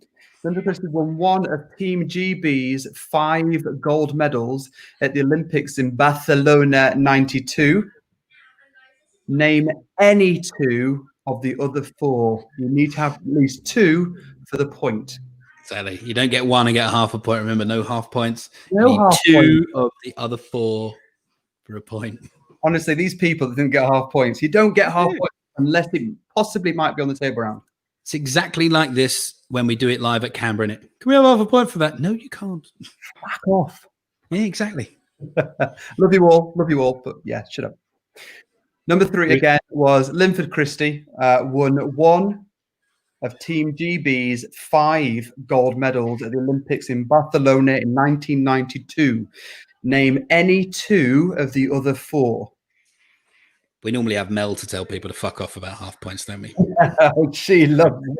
She does. She quite enjoys telling people to fuck off. That's just brought back a happy memory when everyone's going up to give Mel their scores in between the rounds. Obviously, can't do that this time, but they go up to give her the round, and she's there frantically writing down everyone's numbers. You shout across the pub, Mel. She looks up. Oh, you all right? Fucking hates it. Absolutely hates it. And Carl just ducks every time. Yeah. If you're watching, Mel, I'll keep doing it. Yeah. She should be watching. She should be watching. We'll find out if she's watching in a minute. She'll either send me a text or. If she's not, we can give her some abuse. Number 4. Which we've really covered all corners there, haven't you, tonight? I'm trying to spread it across the nation. I tried that in a music round, and I left it to Andy to decide who the best Welsh band were, and he picked an Irish one. Number 4. Which Welsh bowler was instrumental in England regaining the Ashes in 2004? 5. Sorry, 5. I'll repeat the question. Which Welsh bowler was instrumental in England regaining the Ashes in 2005? Now, I know that the Ashes is related to Steve's favourite sport. I know this because I've been doing the quiz with him enough now to understand it. But that's the only clue I'm going to give. So which Welsh bowler, if you don't know what sport we're talking about, you don't know where you've been. So which Welsh bowler was instrumental in England regaining the Ashes in 2005? Excellent. And last, number 5. Number 5. England are regular participants in the men's England are regular participants in the men's football World Cup. Name the year Wales, Scotland, and Northern Ireland last participated.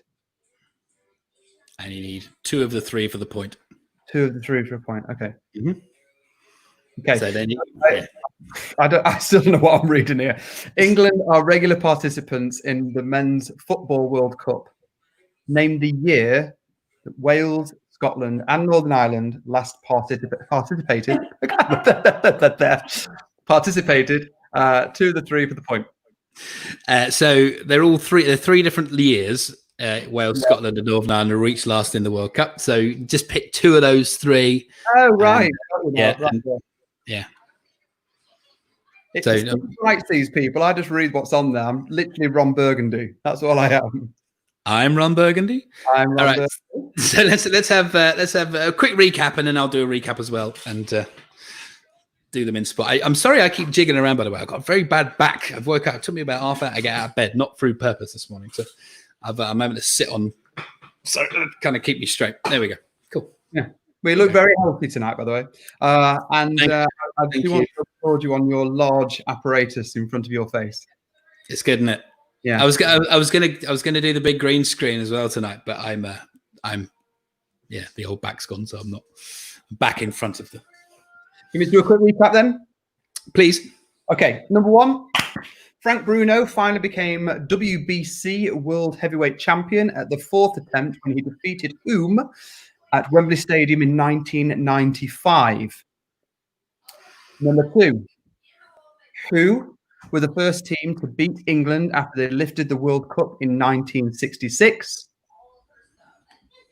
Number 3, thank you, Linford Christie, aka the Lunchbox, won one of Team GB's 5 gold medals at the Olympics in Barcelona in 1992.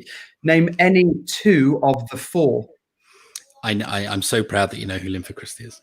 He's a legend, isn't he? Yeah, completely. Number 4, which Welshie bowler was instrumental in England regaining the Ashes in 2005? And question number 5 was, England are regular participants in the Men's Football World Cup. Name the year Wales, Scotland, and Northern Ireland last participated. And you need 2 of the 3 years for the point. Excellent. So I have a recap as well. Frank Bruno finally became WBC World Heavyweight Champion at the 4th attempt when he defeated whom at Wembley Stadium in 1995. Who were the first team to beat England after they lifted the World Cup in 1966? It's going to be a very popular question amongst some people watching.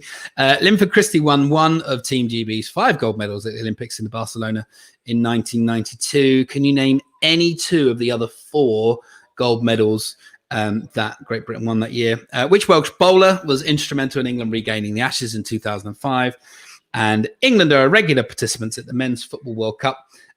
Mark's already said not in the 70s. Yes, I know, Mark. In the World Cup. Name the year Wales, Scotland, and Northern Ireland last participated. There's 3 different years there. They all last competed in the World Cup in 3 different years. Can you name any 2 of those 3 years for the point? Let's bring Michael back. There he is. Let me put the old sport banner back up. There we go. Okay, so Michael would have got none of these. That's absolutely no benchmark for any of you watching at home. If you're playing your Joker, good luck. Let's see, Mark, not in the 70s. No, but nor were Wales, though, Mark, were they? So let's have it then. Let's have the answers that you knew, obviously. You knew all of these. Things that you're firing up, are these bants? Because I don't understand them. Legendary Anglo-Welsh bants. As I say, I'm pretty pro-Welsh. You can't have a surname like mine without being quite pro-Welsh. Or Essex. But they are shit at football. That's worth knowing.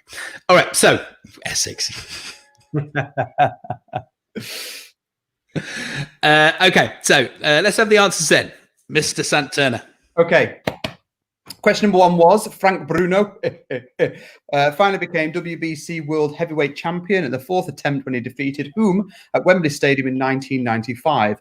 The correct answer is Oliver McCall. Oliver McCall. Related to Davina? Unlikely. Still a McCall, no. Oh, my old headmaster. Okay. Anyway, right. Number 2. Sorry. Oliver McCall, who'd famously, this means nothing to you. Oliver McCall, who famously sucker punched and beat the great Lennox Lewis to win that title, and Frank Bruno got it back off him. Then very quickly lost it to Mike Tyson. Number 2. That's the ear biter, wasn't it? Mike Tyson. You are so sports. No sports. Yeah, he's the rapist ear biter. He was also in The Hangover. Yes, Tiger. Talk through the lisp. Okay. Number 2 was who were the first team to beat England after they lifted the World Cup in 1966. The correct answer was. Hang on, let me just before you say the answer. As soon as you read out that question, this came up. Oh, So well, I'm guessing that she knows. the answer is Ireland. Yeah. But...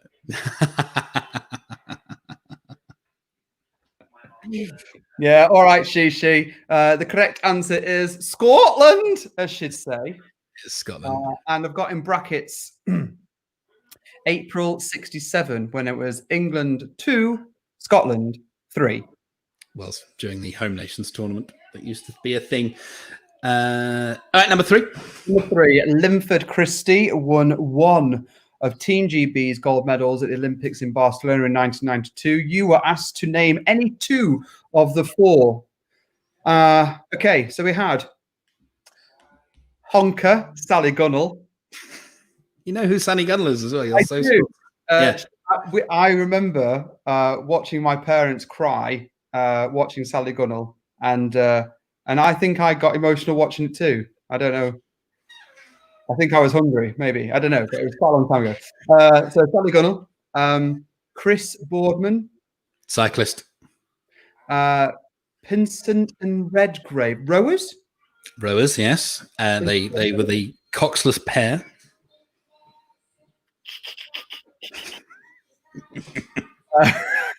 I want to say the Seal brothers, but I'm sure it's the Searle. Searle, no.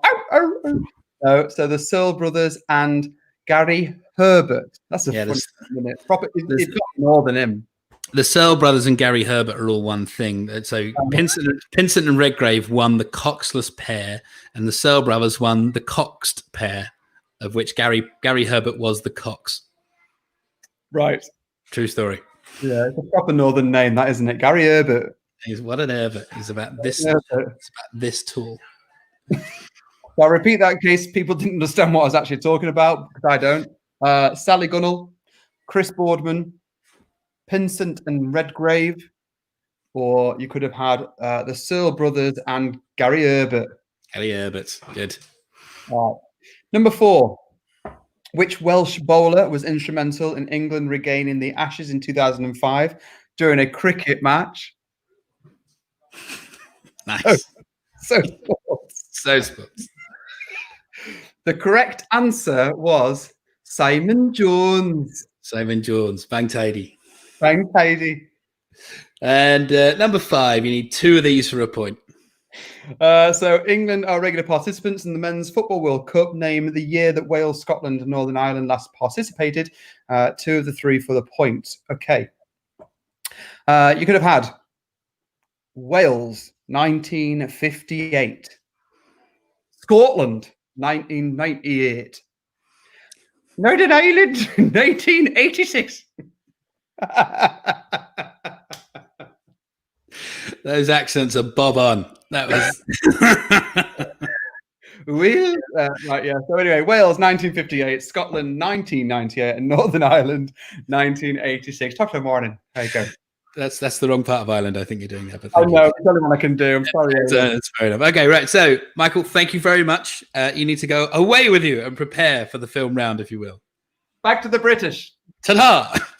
So he's off. All right. So just to highlight them again. So Oliver McCall was defeated by national icon and national treasure Frank Bruno. Scotland were the first team to beat England in April 67, 3-2 at Wembley. You need any 2 of these. These are the gold medalists from Barcelona. Sally Gunnell, Chris Boardman, Pinsent and Redgrave, Matthew and Steve, Johnny and Greg Searle, I think, with Gary Herbert. So Simon Jones was the Welsh bowler, and Wales 58, Scotland 98, Northern Ireland 86. Any 2 of them for the point. How are we getting on? Naughty Nudie's got 5 by the looks of it there. That's incredible. Sheena says, I don't know what that means. Kirsty, not playing, but I would have got none. Mark Crap 2. Dino, well done, Dino. 10. Good stuff. Normal service resumed. 2 out of 5 for Kevin. Mark, the Welsh hero. 4 out of 5. Bucks quiz 2 out of 5. Damridge 2 out of 5 says that's a bit shit. Estelle, oh dear, 0. You tell they don't do sports. Never mind. Dream Team got 1. Worst round ever. 0 out of 5 for the Dragoons. That's terrible. Simon Priest, Elton Power 4 out of 5. That's pretty good. Got more than I expected. Live Wires got 1. So, right, Magnificent Heaven got 1. Slutty Mambo's got 3 out of 5. None for Chrissy, says Bollocks. General Fix got 4. They're doing very well. I think Liverpool have won the league, and General Fix, it looked like they might be on to win the quiz. Good week for Francis. Carry On Goonies only got 1. They knew just about as much as Michael. What the fuck? Got 8 out of 10. That's good, Kev. Which one did you get wrong? Kev, let me know what one you got wrong. 2 out of 5 for Goal Save the Queen Vic. Big 0 for Gail. Nadia's not enjoying the sports at the moment. I assume Max is not watching, or he's just being a bit rubbish. Let us know. Elaine and Pete, 1 out of 5. That was terrible. Laurie, 4 out of 5. That was all right. Jeff Ceroc, NHS Devon, 8 out of 10. 2 for TV and 2 out of 5 for sport. Naughty Nudists are playing their Joker on the film round. So, if you've not played before, you might not know. Fucking sports system. You might not know about the film round. Next round, this film is your last chance to play the Joker.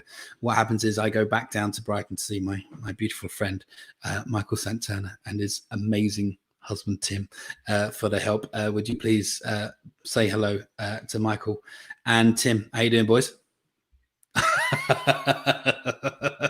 This is always a surprise to me when you come on and what you're dressed as, and you are dressed as good old-fashioned British chavs. Yes, scally lad. It's good. It's good to see. It's enjoyable to see. Ira, do you remember, Tim, when we went down to see Ivan and Kate down in? This is what I wore. That is what you wore. Remembered. I have a matching baseball cap somewhere in my flat, somewhere in a box somewhere. I should have. If we'd have coordinated, I'd have dug it out for you. I was gonna back my eye up and everything, but in lockdown, I've not been able to steal any women's makeup. No. And also in the current climate, any kind of that is probably not a good idea. You wouldn't let me do a Sharpie on him either. No. So the film round, what we do is we reenact a scene from films. They're all British films today, of course. And then what you have to do is we'll set the scene, we'll give you some clues, and from the dialogue, you have to tell us what the films are. Now, we have thoroughly enjoyed doing it amongst ourselves, but to kind of branch out what we've done over the last few weeks. I know Tim, you were away last week, weren't you? I was in London working. He was up here doing stuff. It's good to see you back. Thanks, mate. It's so pleasant to be back and seeing your fabulous chops. Thank you. We had fun last week. We had to get Laura and her boyfriend Dan on. Laura's impression of Snoop Dogg was possibly the highlight of my week. I did see the video after. It was fabulous. Yeah, it's amazing. And it caught us all off by surprise as well, because we weren't expecting it, were we, Michael? No, I don't know whether my reaction was authentic enough for the viewer. I genuinely thought it was Laura. I genuinely thought, how is she doing this? It took me a little moment to figure out that it probably wasn't her as well. You know, a little moment, you're like, how is she doing? Oh, okay. I knew immediately it wasn't Laura. My biggest question was I had to question whether or not she had Snoop Dogg on in the background. That's how good Dan was. He was good though, wasn't he? He was excellent. Helen says your cap is on the wrong way. I think chavs have it forward. Backwards cap's a little more street. Yeah, it's a bit Tim Stevens backwards caps, isn't it? High Peak's a bit more towny, I think. Sorry. And no one's ever accused Tim Stevens of being a chav, have they? Anyway, so we like these days to involve other people in the film round, just to kind of make it look. So we're going to ask, of all the guests that we've had on tonight, the only ones that are probably likely to want to take part is lovely Dan and Miranda. It's like you lot have coordinated. Oh, hello. Honestly, you can have two separate worlds, could you? They got Downton Abbey and the chavs from up north. I have to, because I'm in the first film. I normally tend to try and avoid as much as possible being in these films because I'm absolutely terrible at reading. But I am in the first one, so I need to just get the script up on my. Is Harvey in bed? No. He's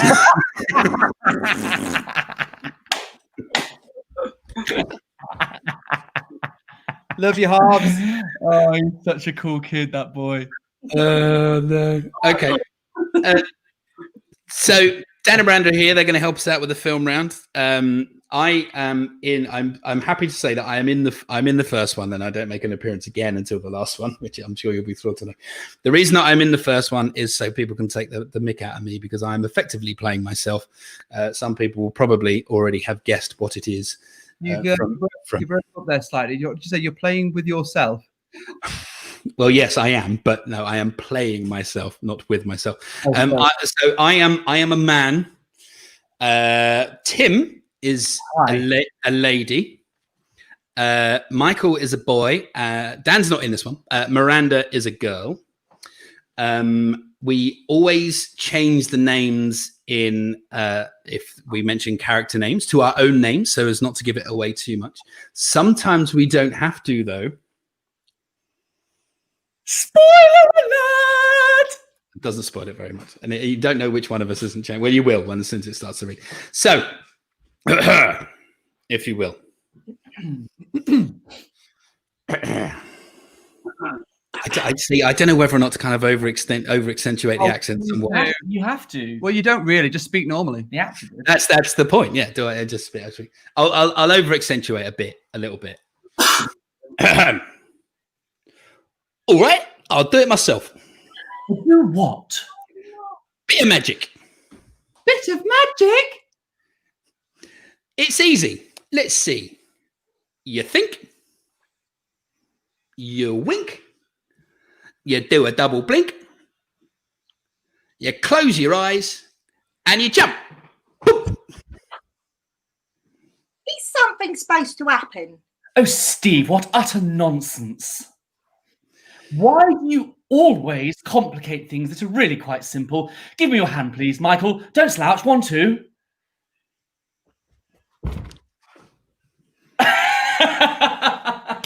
There we go. There we go. Obvious, I reckon, especially from the accent. See, the real reason that I did this film is because of this. Nadia. Anyway, so number 2. Okay, now number 2 we are particularly excited about. Now the ones that I'm not involved in, I'm not involved in this one. I will remove myself from the screen so the main protagonists can enjoy center stage without me blocking up the screen. What to say? Michael and Tim are a couple. Michael is a lady. Tim is her boyfriend. Dan is making a debut in this one. And Dan is a man.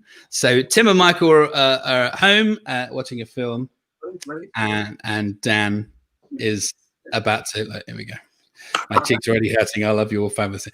So I will... You what? Can you do the sound effect? Yeah. No, they're on it. Right. Yeah. So I will remove myself from the screen and let the main protagonists get involved. I've yet to see what they've got planned for this, but I'm very much looking forward to it. Okay, over to you, Harvey. This is amazing. Over to you. Here we go.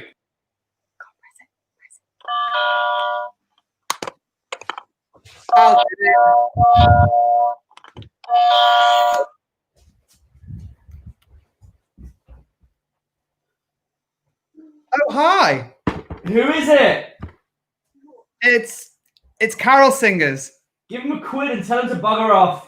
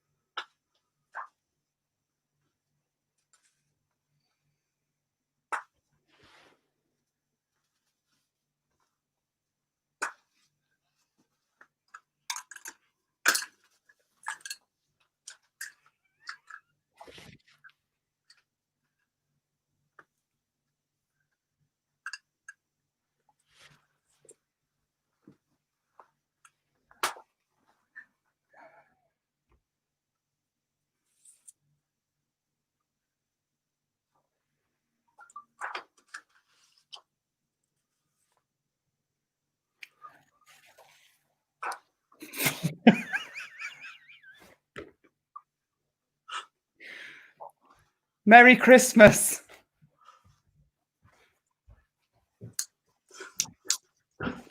That was so good. That was spectacular. Well done. Amanda thought it'd be funny to cover me in hole punch bits for the. It's the little touches. There we go. Look, people saying so well done. Love it. Superb. Fantastic. Those people. That was amazing. Brilliant. Brilliant. Yeah. Dan, that was really good. And like, we didn't see what he was going to write on the sheets before, did we? No idea. No idea. It was fabulous. Bravo, sir. Bravo. Oh, my God. Okay. Number 3 is a bit of a cult classic. Oh, I love this film. Yeah. And Tim is going to be great in this, I think. Right, Tim and Michael are live together, a couple of guys, and they're walking into a cafe owned by Dan and Miranda. Dan is a man, Miranda is a lady. I will remove myself from the thing just before they start. So Tim and Michael are a couple of guys. Dan and Miranda work in a cafe, and Miranda is a lady, and Dan is a. I love it, guys. I knew having you on was going to be amazing. You're proving me right. Okay, so I'm going to remove myself from the screen. Here we go. Over to you lot. All right, here. What do you want? Cake. All right, here. No, we're closing. We're leaving in a minute. We want cake and tea. Didn't you hear? She said we're closed. What do you want here? Cake. What's it got to do with you? I happen to be the proprietor. Now, would you leave? Ah, I'm glad you're the proprietor. I was going to have a word with you anyway. We're working on a film here. Location, see? We might want to do a film in here. You're drunk. Just bring out the cake. Cake and fine wine. If you don't leave, we'll call the police. Balls. We want the finest wines available to humanity. We want them here, and we want them now. Yes, that was so good. I've actually taken the liberty because as Michael's been busy recently, I've been back to writing the film round, and rather than doing what Michael has enjoyed doing and keeping the guests in the dark about what the film is, I've actually sent them YouTube clips of the scene so we can get it absolutely nailed. Number 4, I am looking forward to very much. Right, hang on. We need to move some furniture for this shit. Okay, so while Steve's talking. While they're getting ready, all 4 of them are in this. They are all men, male characters. You cut the 4 men. Let's just say men. That's technically accurate, I think. And they are. What's the best way to describe this? They are discussing something that is very important to them. Dan and Randy, you haven't seen this film, have you? No, not till tonight. But you've now seen the clip of the film. Okay, so 4 men. This is, I mean, I can already predict that this is the one that we will be sharing a clip of in coming days. All right, so let me remove myself from the screen. Over to you guys. You ready? Oh, hello. It's those little lovelies from the coach. That one's not so little.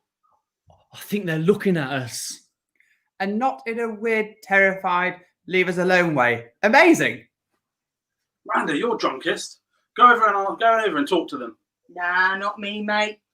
None of them are as fit as my one outside. Why go for hamburgers when you've got steak at home?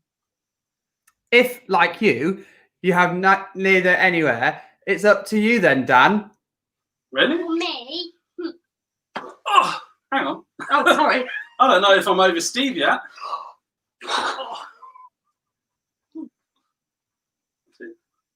Ow! Stop that. Ow. Yes, I can. And those little ponies need feeding. Feed the pony. Yeah, okay. I'll introduce us, but we've all got to go over together. Great. You sad cases. You don't just walk up to a girl in a club and introduce yourself. It's creepy. Clubs have different rules. Yeah. Look, you dance over near them, make the eyes, and then get them to dance with you. Like that. Really? Annoyingly, that does sound right. Thank you. I'll do it. What about Kieran? It's only dancing. He likes my dancing. Stick with me, you'll be fine. Right then, Dan. Looks like this holiday starts here. Yes.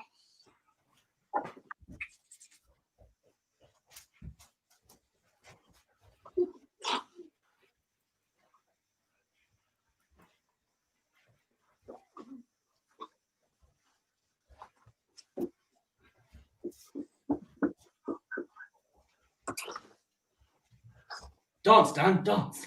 Am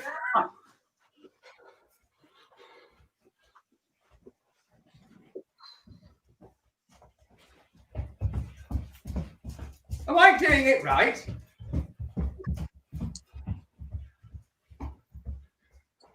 Not in time, a bit out, but, you know, just copy Tim.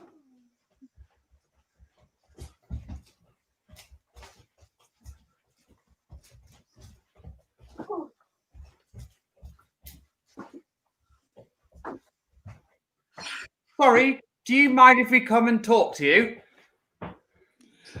Oh my god. Is it dancing? I forgot my lines. I know, I was dancing for a while there, Dan, before anything happened. Dancing machine, Sonny says amazing. Matt Hyland says genius. Lindsay's laughing along, and so is Paula. Tim Stevens says you've taught the world. Timmy nailed the dance. You should be a dance teacher or something. Even better than the original. And there's a lot of people just kind of laughing along. Oh my god, guys, that was incredible. As I knew it would be. Inspired choice, Mr. Thomas. One of my favorite quiz moments ever. Tess is asking Tim, when's the masterclass on those moves? I think you've just had it, Tess. You've just had it. Okay, we're on number 5 already. Where is the time going? We're enjoying ourselves so much. Okay, number 5. We're all male characters. Oh dear God! Oh, the HGs are winning the competition game. Oh, she's got a broom on her head. Oh my god, that is amazing. Okay, so Michael is an authority figure. We're all male characters. I'm in this, albeit just to laugh along, and it's a long one, as the vicar said to the actress. So just to emphasize, in case anyone jumps in, there is some comic timing with this one, which I will be using. Oh God. Do we need to be aware of that? Just bear with me. Okay. Now you tell us. yeah, we're working rehearsals. Okay, so Michael is an authority figure. Who's? Oh yes, Dan is the Brian. Dan is playing the title role of the film. Yeah. Right. Dan, shut up. Yes. Remember that we changed the names to our own names, Dan. Just so it The doesn't whole give it away. purpose of the quiz. Pick another film. You've made such efforts with your costumes. Do not. I look good.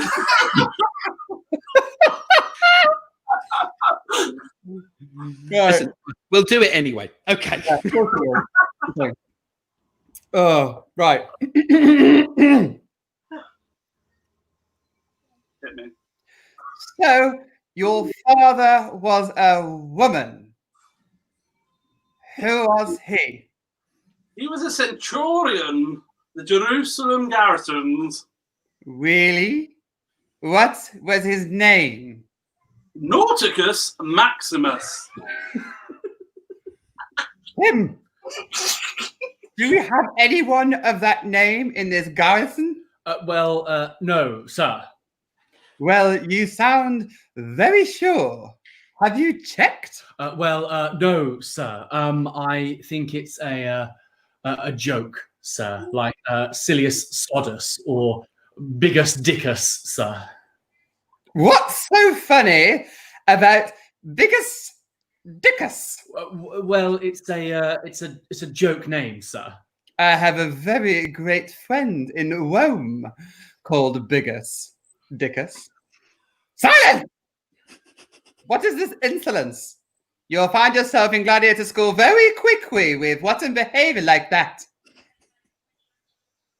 Can I go now? Amanda? Ah! Oh! Wait till Bigus Dickus hears of this. Wait! Take him away! Oh, sir, he only. No, I won't. I want him fighting rabid wild animals within a week. Yes, sir. Come on, you.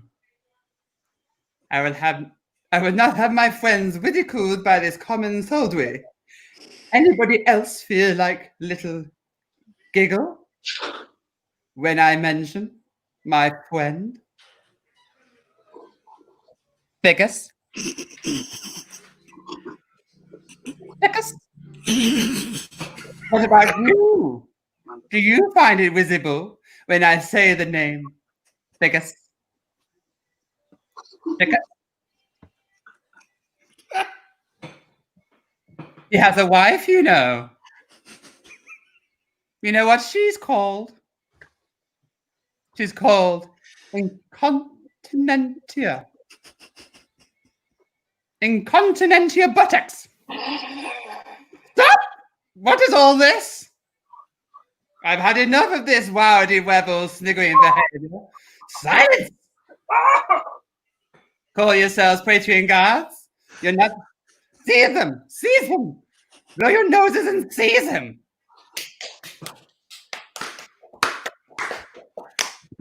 Delightful. Oh God. Love that scene.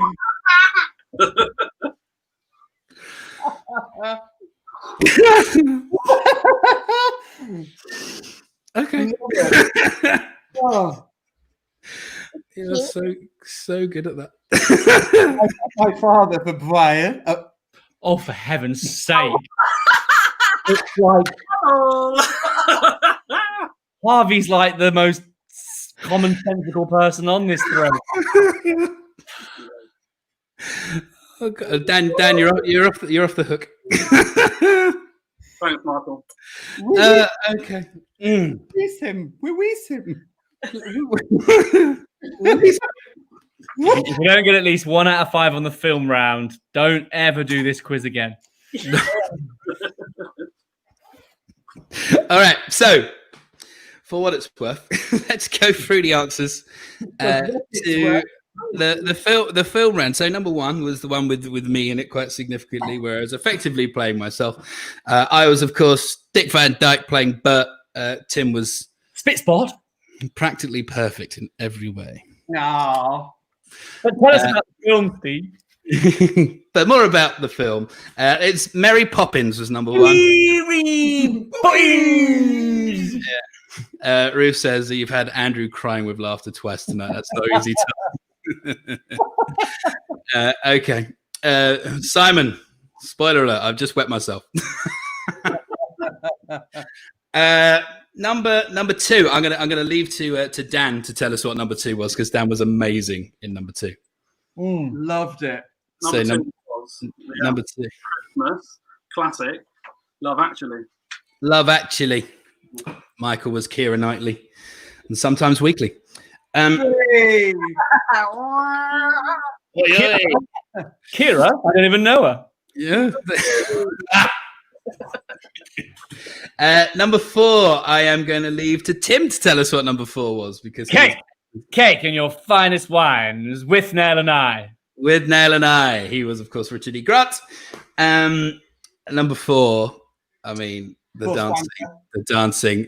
Miranda had not seen it, but you gave such a solid impression of Jay. It's like you were born to play the role. So what was number 4, Miranda? The In-Betweeners. The In-Betweeners movie, of course. And number 5, we've already told them all anyway. Whatever. Something about Brian will whittle it down. Yeah. Number 5 was, of course, Life of Brian, Monty Python's Life of Brian. So there you go. What were the other names that they tried to release? There was Brian, there was Wadderwick. Odderwick. Wadderwick. Can I just say, Michael, I think you might have missed your vocation in life because that was amazing. It was Honestly, it was like we were just like sitting on the couch watching it. I'm in our life. He wanks highly and won't. Okay, so there's your answers. Mary Poppins, Love Actually, With Nail and I, the In-Betweeners movie, and of course, Life of Brian. So, as you're all here, should we go through the answers to the table round? Have you all seen it? I have. My mum. Oh, look at him. Oh, it's little Brian. Oh, it's Brian. Look at Who? Is it Brian? Hello, little Brian. I'm Brian, and so's my wife. Hey. Hey, so table round. So the table round was those 20 Cockney rhyme and slang. I gave you a little story at the bottom. I'm just going to get said little story up on my phone so I can recount it with you. This is a table round I was particularly proud of. Oh, this is such a good round. We're going to kick ourselves. There's so many we didn't get. We must applaud you, though, Steve, because this has been incredible the way you put it together. I think they smashed it, but thank you, boys. I don't know what's going on. Okay, so I was feeling a bit glum because I'd just been. Remember, you need both the what the picture is and the translation. All right, so I was feeling a bit glum because I'd just been given the. It was the tack, wasn't it? The tack. I haven't got a clue about this one. No, I didn't get this one. I'd just been given that is you're right, it's tack, but it's actually a tin tack. I'd just been given the sack. Yeah. Oh, We got tack and sack, but we didn't get tin. Yeah, tin tack sack. So you need all of that for the half point. I decided to take myself off to the Sub. No, it's a ship. Battleship. Oh, you got half of it right. It's the battle. I'm going to go down the battle. I'm going to go down the battle cruiser. Boozer. I'm going to go down the battle cruiser. I'm going to go down the battle cruiser. I wanted a few. Britney Spears. Britney Spears beers. So I left the Jam jar. Jam jar car. jam jar car at home. The was out. Right, what did we say? We said fruit buns. We said that no, it was fruit. The what was out? Fruitcake. Fruit bun sun. Very, very similar. This is the current one. The summer's out, so I only needed my light. Goat. Get your coat. Billy Goat coat. Billy Goat coat. I only needed me like Billy. When I got there, I had a Butcher's hook look. Yeah, butchers. I had a butchers around to see who was about. I couldn't Adam and Eve it. Adam and Eve believe what I saw. There was a gorgeous woman at the bar with a beautiful. Oh, what did you get this? You got this. Mince pies eyes. Beautiful mince pies, yeah. Okay, mince pies eyes. A lovely long Legs. Scotch eggs legs. Scotch eggs legs, yes, fantastic. And huge. Circus? Sorry, no, hang on. And lovely long Scotch eggs, dark. Summer fair.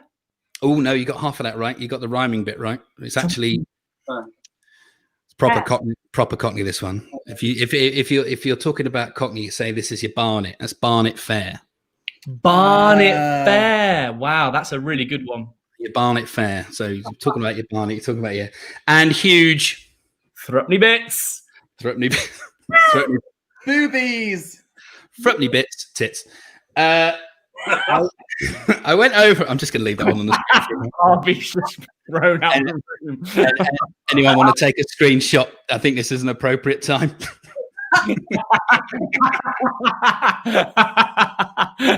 Yeah, now it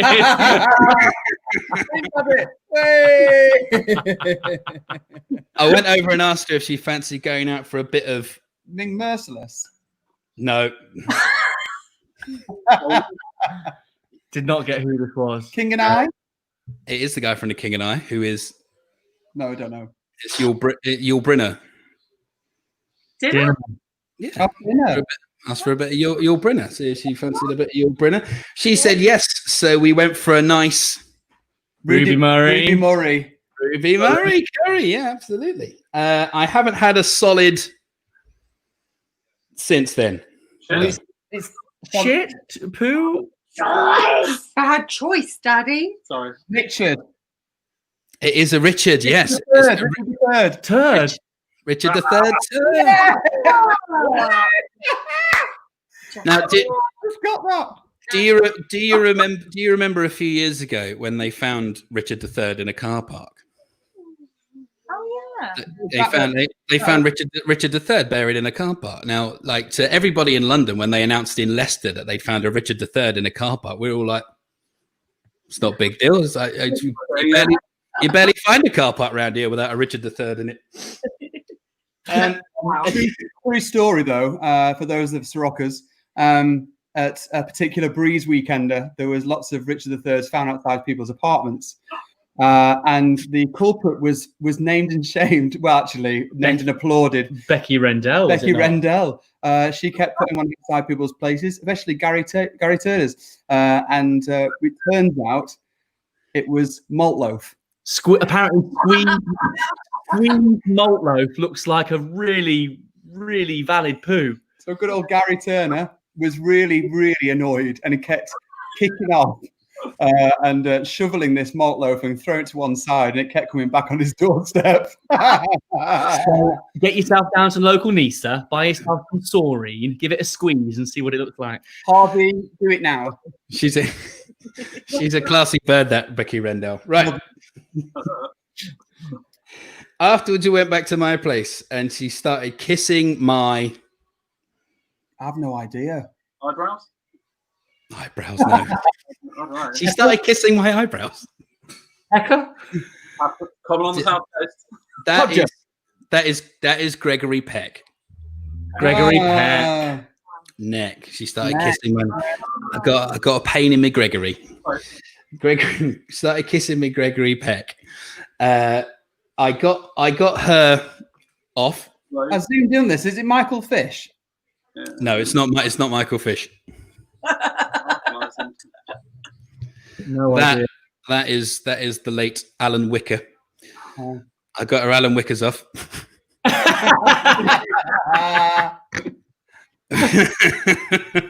and as promised, Dan and Miranda, I said it was an answer to the quiz today. As because your lad had this on his t-shirt earlier, didn't he? We had on the floor. What is it, Harvey? You what? Can you say it? Tyrannosaurus Rex. We had Tyrannosaurus. We had Tyrannosaurus Rex. Cover his eyes, Miranda. On the floor in the morning. I made her a Dressing gown. dressing gown. You made her a dressing gown. Yeah, just like that. Is it something to be crumpet? It's not. It's a lot more simple than that. That there is Gypsy Rose Lee. Oh, How annoying. I know. I made her a Rosie Lee. You're a Rosie. it was Judy Garland. And I might get her on the Dog and bone. Dog and Bone later to see if she fancies and wants to do it again. There we go. Brilliant round, Stephen. However, Thank you very much. Mexican clap. Tim? So what now? Mexican clap. You're the last one, Tim. My what? Well, don't worry. Say it again. Is it a Mexican clap? Hey, there we go. Yay. It almost worked. Listen, the dragons got 10 out of 10 Whoa. table round. They know their rhyming slang. They've obviously been spending too much time with me. I think it's probably more the point. Okay, Dan and Miranda, as I predicted you would be, you have been absolutely sensational You really have. Thanks, from Brian. start to finish. Stunning. It's been amazing. Harvey, you were great, man. Harvey, go to bed. Yeah. Go to bed. Very, very late. Go to bed now. Oh my days. Here we go again. Yay! Not late on February. Anyway, Dan and Miranda, would you come back and do it again one day because you've been sensational? Oh, Definitely. Yeah, thank you. So much fun. Cheers, guys, and and keep an eye. Look, he's off on the sofa again. I know, we need to get this now. Keep an eye on him. Harvey, go to bed. Good night. Everyone says you've got to go to bed now. Bye. Night, Harvey. You gonna say bye? Love you. Love you more. Bye, Dan and Miranda. Bye, Harvey. Give us a wave. Wait, wait, wait. Bye. There we go. Weren't they good? They were fabulous, were they not? I knew Yeah. it. Knew it from the start. Knew they would be. Been waiting for a good one in order to have them on. And Dan, obviously working for the NHS, hasn't always been available. So No, but but yeah, their games were epic. I know, right? And No. especially it didn't even matter that he gave the answer away to number 5 because everyone got it. All the best quiz masters give the answer away in the question. We've all done it. We've all done it, and we will do it again. Chaps, it's been emotional. Always. Always a mosh, babes. Always a mosh. Emotion.